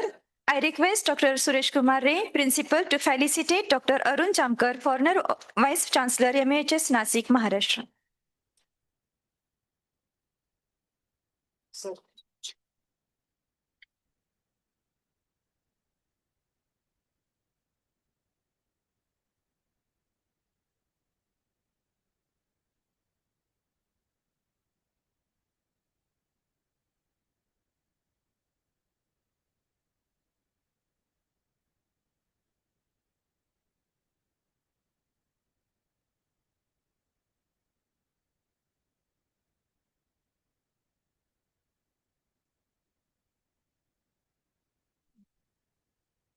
I also request Dr. Suresh Kumar Ray, Principal, to felicitate Dr. Bahupalli Gedugur.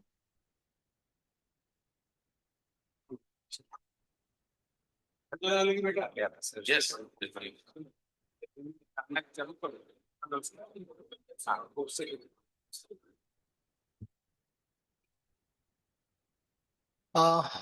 We are inaugurating a book which is called as Target High with the auspicious hands of Honorable Dr.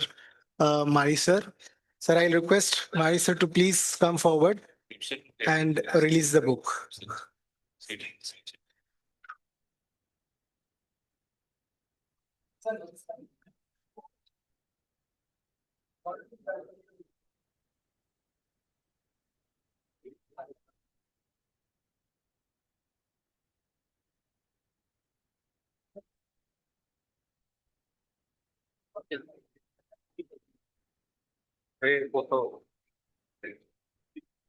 Banner कुठं आहे banner कुठं असं केलं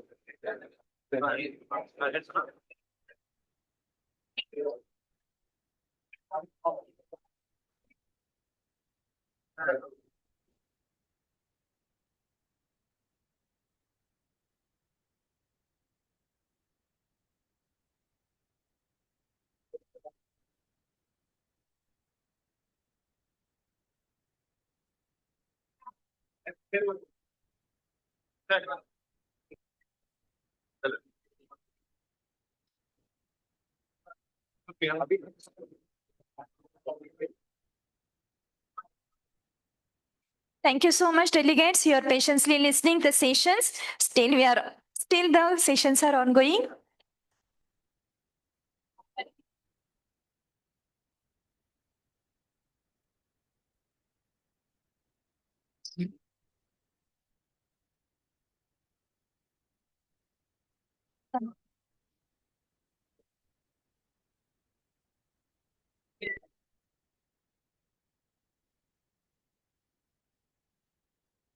Delegates, please take your seat. Delegates, I request, please take your seat. Now there is a session.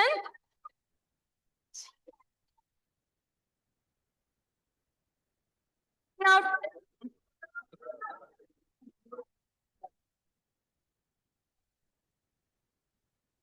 delegates, kindly take your seat. We now turn our attention to the crucial need for consistent language in healthcare technology, standardized terminologies of nursing, artificial intelligence. I invite Dr. Mrs. Saparna B. Kale, moderator for this session, to conduct the proceeding, and I also request Dr. Sonopan Joshi, Director, Symbiosis International, Deemed University College of Nursing, Pune, kindly join us in dais.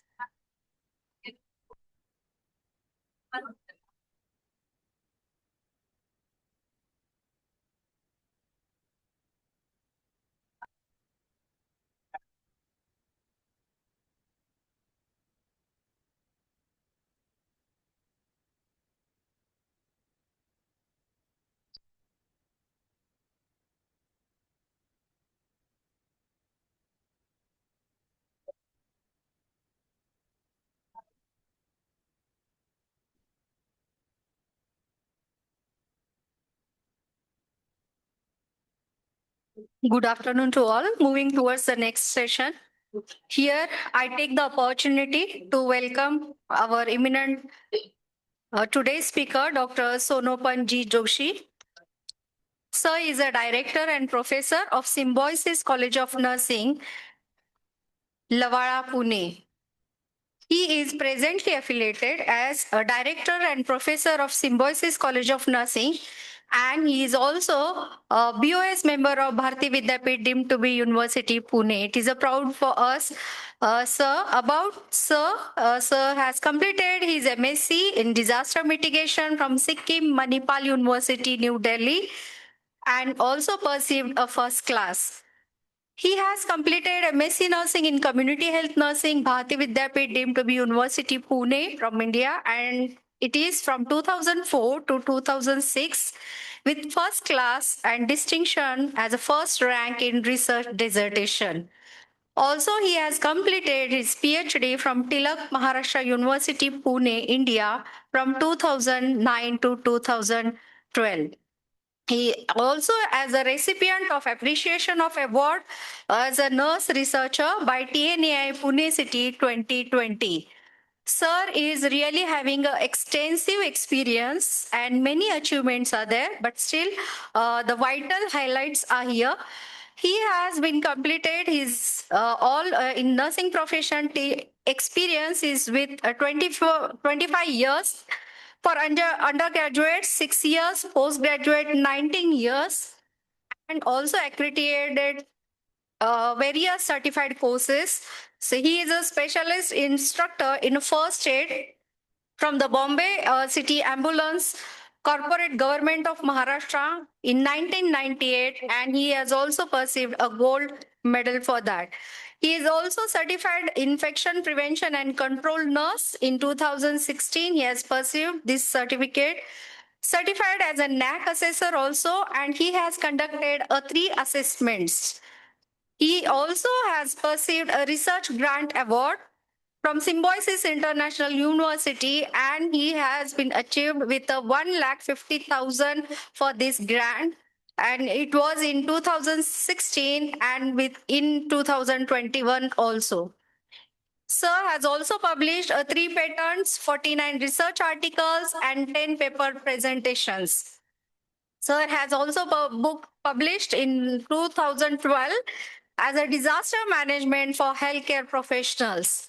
Also, he is an editorial board member of 6 international journals. He is also invited by the Chiba University, Japan, conducted sessions, elderly care with a special reference to mental health. So really, you have extensive experience, and I would like to welcome you from the Bharati Vidyapeeth College of Nursing, Sangli, for this national conference. And I hand over to you to proceed with your today's session. That is a standard terminologies for the nursing artificial intelligence. Thank you, sir.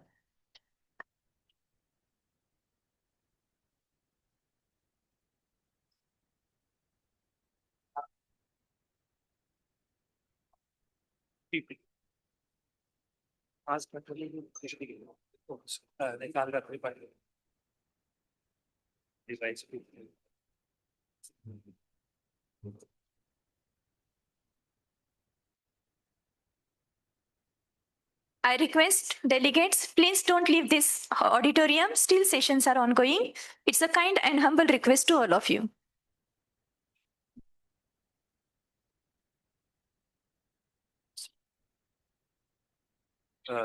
Slide changer आहे काय तुमचं करायचं आहे का slide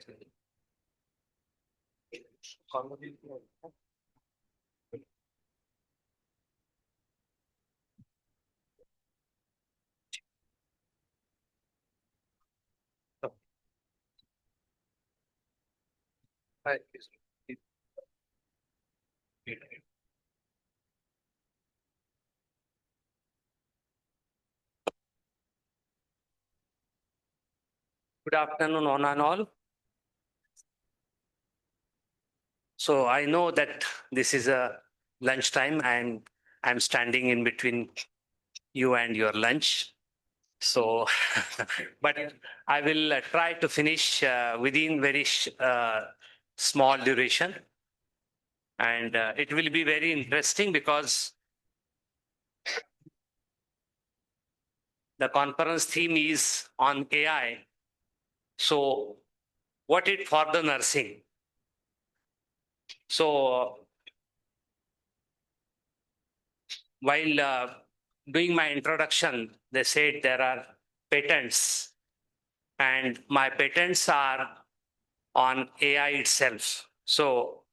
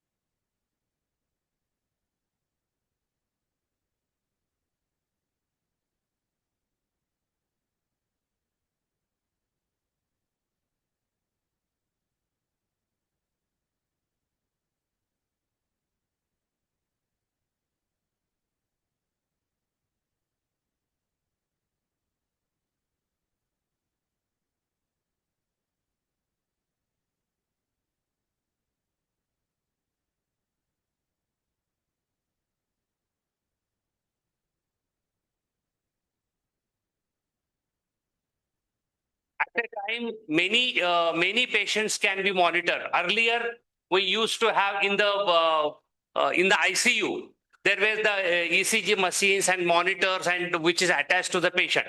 But now we can use screen and we can monitor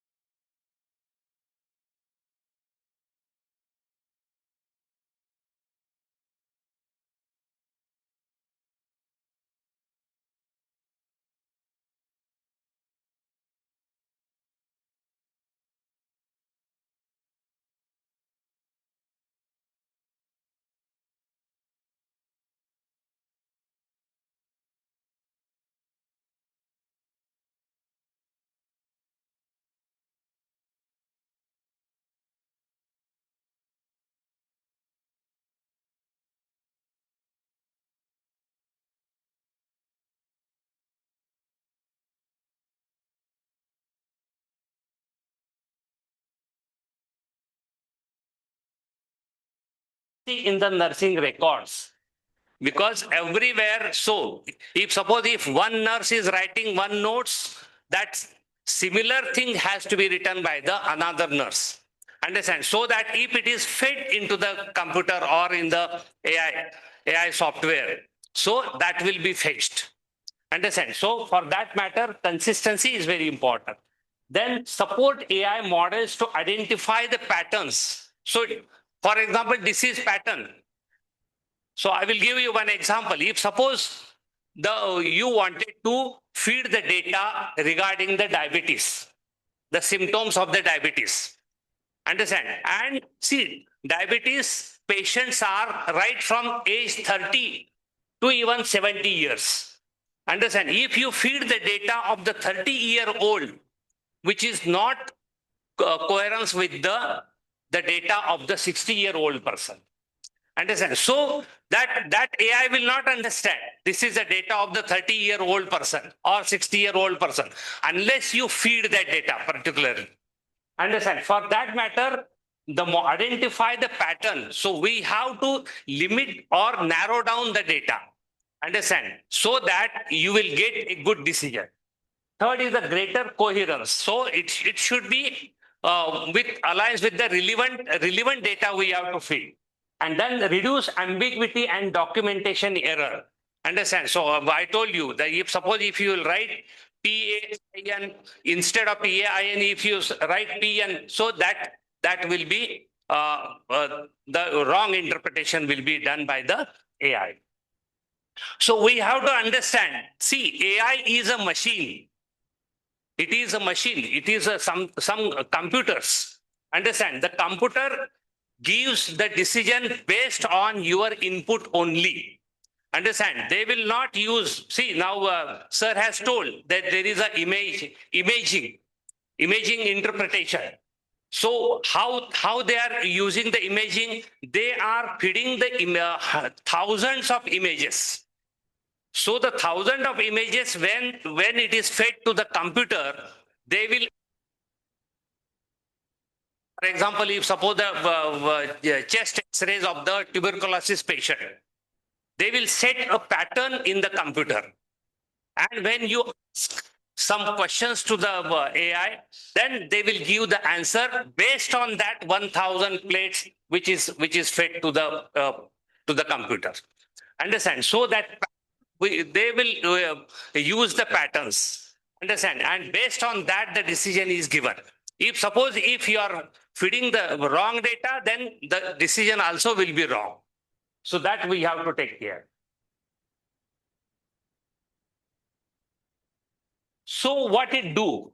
So nursing terminology standardized in AI ensures clarity, accuracy, and consistency in the communication. So for that matter, we have to use the standard terminologies. So what are the terminology which AI understand? Understand, the terminology is marked by growing adoption of the standardized language system, such as Nanda. Everybody knows that North American Nursing Diagnosis Association. So in that, they have given all the nursing diagnosis, and we are referring that Nanda diagnosis for our diagnosis. And even for the AI also, Nanda International is used as a diagnosis for the assessment, because Nanda has not given any diagnosis or any intervention and patient outcome. They have given only assessment. So we have to refer the Nanda diagnosis, and the same terminology will be used across the world. Then another organization is there, Nursing Intervention Classification. So NIC has given intervention classification, like patient management, patient teaching, support services, or change of position, whatever the intervention we are doing, that is standardized by the NIC. And third, ICNP. ICNP has amalgamated all this Nanda and the NIC. And another, there is NOC also, International Classification for Nursing Practice. So Nanda helps in AI classify patient condition based on the symptoms. So whatever the Nanda has given the list of the assessment, that has to be used, and it is based on the symptoms. And standardizing the language is used primarily for identifying, defining, and classifying nursing diagnosis. So everybody knows how the Nanda has given the diagnosis, basic things which is given by the Nanda. Okay, and it ensures the accurate and consistent patient care documentation. So if the AI Nanda is taken together, then we will have a accuracy in the diagnosis. Then Nanda update every few years. Nanda updates that diagnosis based on the input from the whatever we are using. Then ICNP, this is the International Classification for Nursing Practice. So this is International Classification of Nursing Practice terminology, which is owned by the International Council of Nurses. International Council of Nurses has given the international classification. Understand? So, and it supports the documentation of nursing care, including diagnosis, intervention, and outcomes. So they include each and everything: diagnosis, intervention, and outcomes. Whereas Nanda is giving only the diagnosis. And ICNP aims to enhance patient care, support evidence-based practice, and improve the quality of healthcare data. So while using the data for the AI, we have to refer this sort of documents. Okay, so what are the domains content of the ICNP? So there is a nursing, because they have worked on the nursing diagnosis and nursing interventions, as well as the medicine, as well as the physical therapy. Still, they are coming up with other domains also. And see how the AI works. So because see, the India, China, UK, USA, so everybody has got some coding system. Understand? And they these all codes should be together. So how it has done? ICNP has done all codes together. They have taken the codes from the various countries. For example, I told you that pain, anxiety. So what the word which is used by the Japanese, what words for the pain is used by the Chinese. So they have come together and they have combined that words, that terminologies, and they have made some coding like the, see down the knowledge deficit, that number, code number is given. So the code number is given, then so any language we can convert into the AI system. So that is what it is used by the ICNP. So it is a unique, what is it? So how we can make a standardization? So it is a unified nursing language system.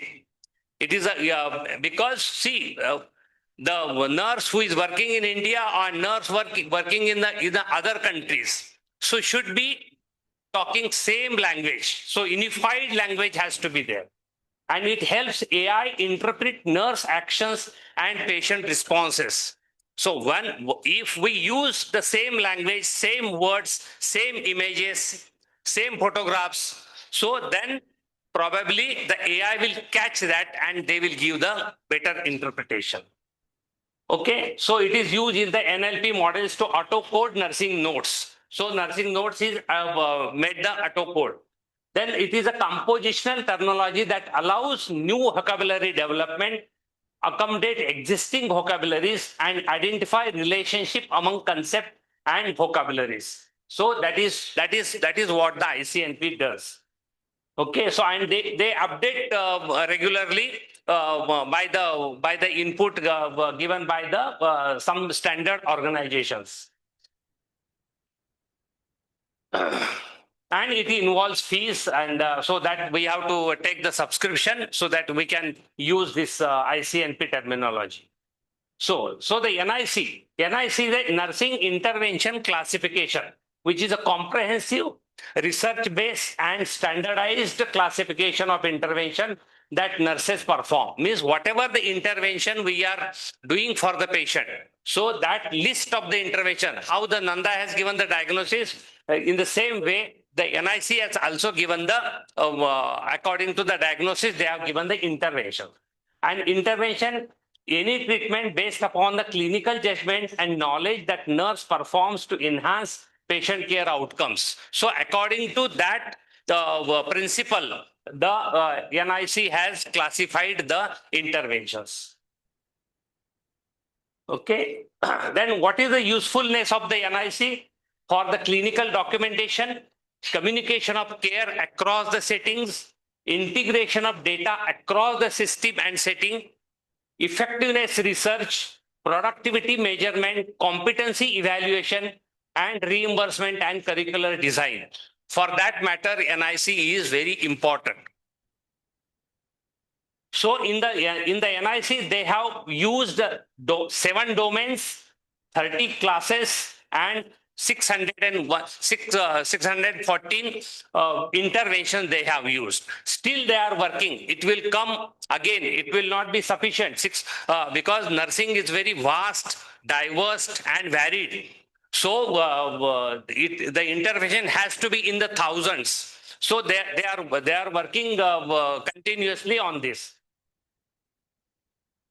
So these are the 7 basics they have used initially. Now the physiological, then the basic and complex, behavioral, safety, family, health system, and community. So they have used all these domains for the listing of the interventions.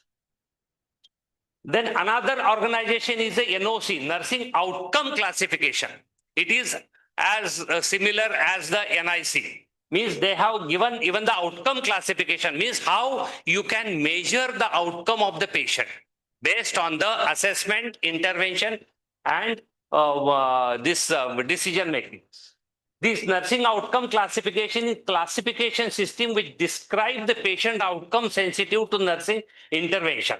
The NOC is the system to evaluate the effect of nursing care as a part of a nursing process. Means if a patient is having the anxiety and you are given the intervention, how that anxiety is reduced. So that is also standardized. Even the pain is there. If intervention is given, how that pain is reduced. Some terminology they have used. So, and the NOC contains 612 outcomes. And each outcome has a definition, list of indicators, and that can be used to evaluate patient status in relation to the outcome. And the target outcome rating measurement scale to measure the patient status, and list of the references used in the development and refinement of the outcome. So elaboratively they have given as a NOC.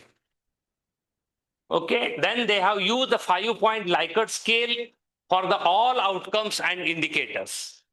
So, and rating of the 5 is always the best possible score, and 1 is always the worst possible score. So, according to that, they have made the classification. Okay, in addition, NOC has been linked with the International Classification of Functioning, Disability and Health, and the model of reflective clinical reasoning, and the global model for the successful aging and self and family management framework. Exhaustively, again, the AI specific nursing terminology like a clinical decision support, which is AI based alerts. They have made the alerts for the nursing. So if you are using some software or AI driven model, then they will give even the alerts for the nurse. Understand? So then the predictive analytics in the nursing. So AI model predicting nursing sensitive outcome, that pressure ulcer risk, high menstrual bleeding, delirium risk, geriatric decline. So all this type of intervention and outcome is given. Okay. So this is the last few slides now. And there are nursing sensitive indicators are there. So we have to use AI to evaluate nursing care quality. See, today may not be every nurse is using AI, but in the future, the AI will come for the patient outcomes. Understand? You should carry the devices while taking care of the patient. And at that time, the AI directly means whatever you are doing, the interventions, the AI will give you directly the evaluation of that. So might be on the patient satisfaction, mobility improvement, pressure ulcer incidence, pain control, perineal wound healing. So these are some of the domains which is used in the whatever the documents mentioned. Okay. So there are digital biomarkers. So they have make the digital biomarkers. How any diagnosis biomarkers are given like this in the nursing assessment, nursing process. Also there are biomarkers are given like sleep pattern, gait speed, fall tendency. So it will help the nurses to have some alert regarding the safety, security of the patient, even some medication in alerts. So that also will be given by the AI. Okay. So this is what it is there. But there are some challenges also for the use of AI. So it is an inconsistent implementation because there is a variability. Because some scientists from the India will become, they will prepare the AI for the Indian scenario. Some will prepare for the US scenario. so it will not be consistent. Understand? So we have to make a standardization. Lack of training, because many healthcare professionals may not receive adequate training on the use and benefit of the standardized terminology, because exhaustive training for the nurses is required to understand the terminologies, because the terminology which is used may be different. Even in the same country might be the different terminology they might be using. Okay, then integration of the electronic health record system, because hospital software is different, nursing software may be different. Understand? So it has to inculcate it in the electronic health record of the hospital. Then there is again financial constraint, because AI or development of any software, it is a costly affair. Even simple also requires thousands of rupees. Understand? So that is a financial constraint. Resistance to change, because healthcare professional, because how we can leave our traditional way of working. Understand? So some may not like the AI to come, or very limited use. Understand? So resistance to change, because might be you might be friendly with whatever you are doing. So when AI will come, you should have that particular knowledge, operating skill, etc. is required. Understand? So what is the proposed solution? So there is a cross mapping between terminologies, explicit mapping, because we have to give alternate words to the machine. Understand? To the computer.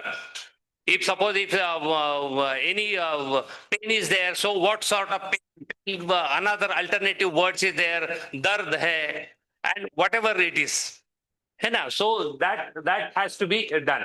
Reference terminology. Reference terminology intended to act as an interlingua between diverse terminologies. So reference terminology means the alternate terminology. The terminology model can be used as a specification for terminologies, what to include and what not to include. Understand? So we have to give the another command also, what not to use.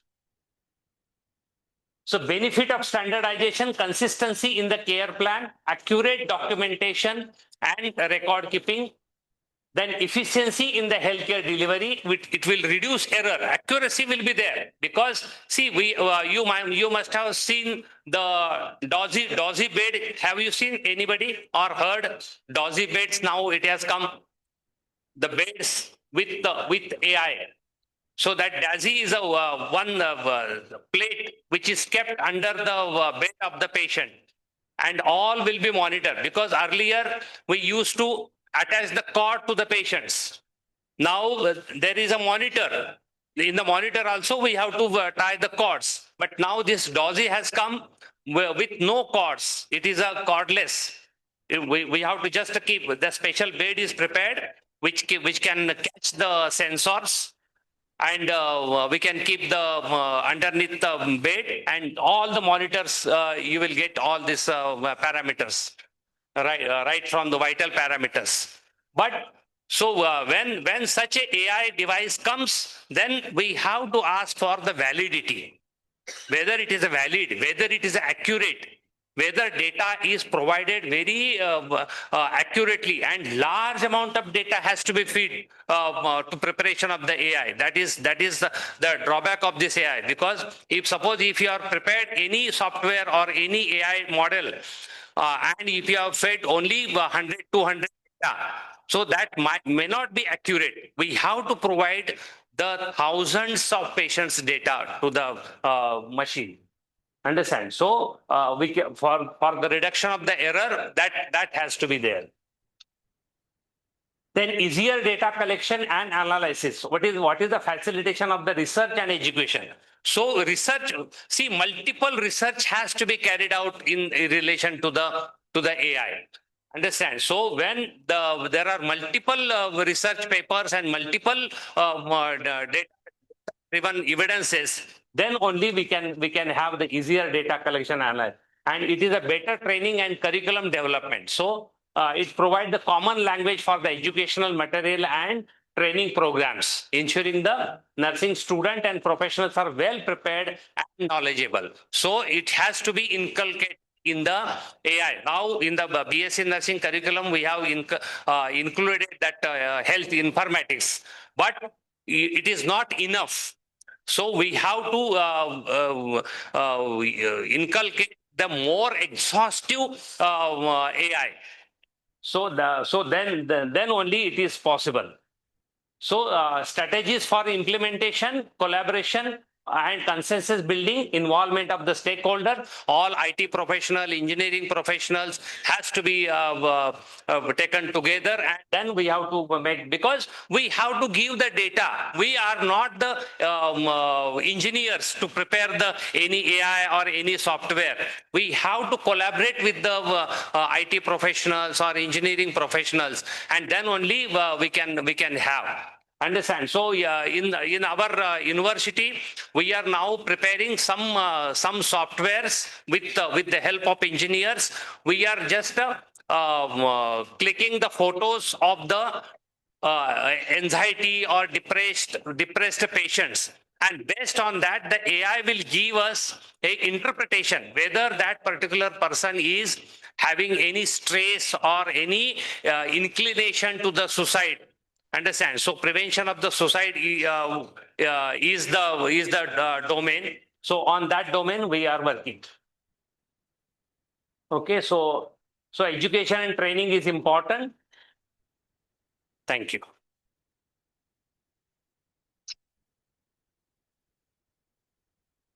Any questions are there? We will take 1-2 questions.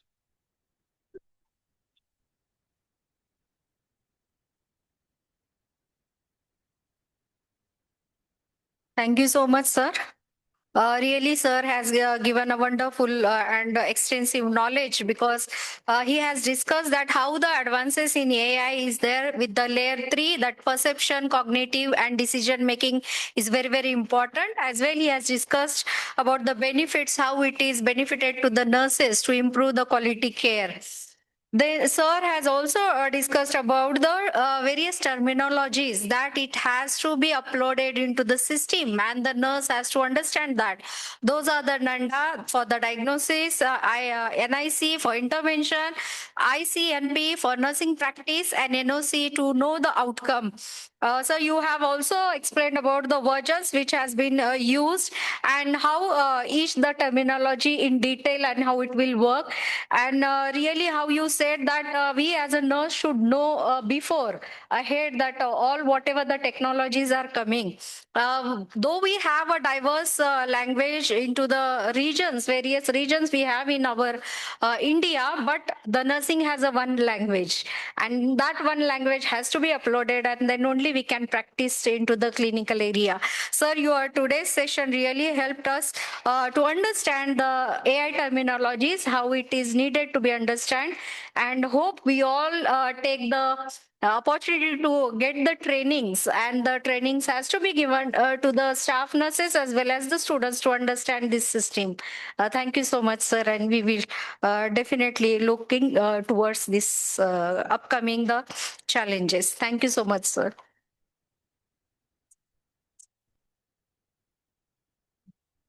Now I request Dr. Aparna Kale to felicitate Dr. Sonapant Joshi, Director, Symbiosis International, Deemed University, College of Nursing, Pune.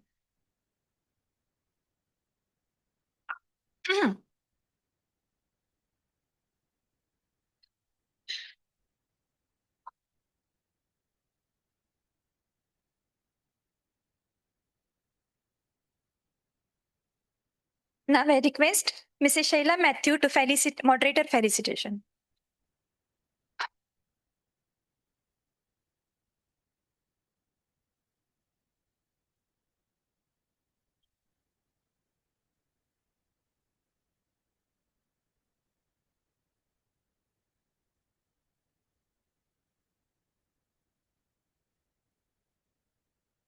Thank you, sir.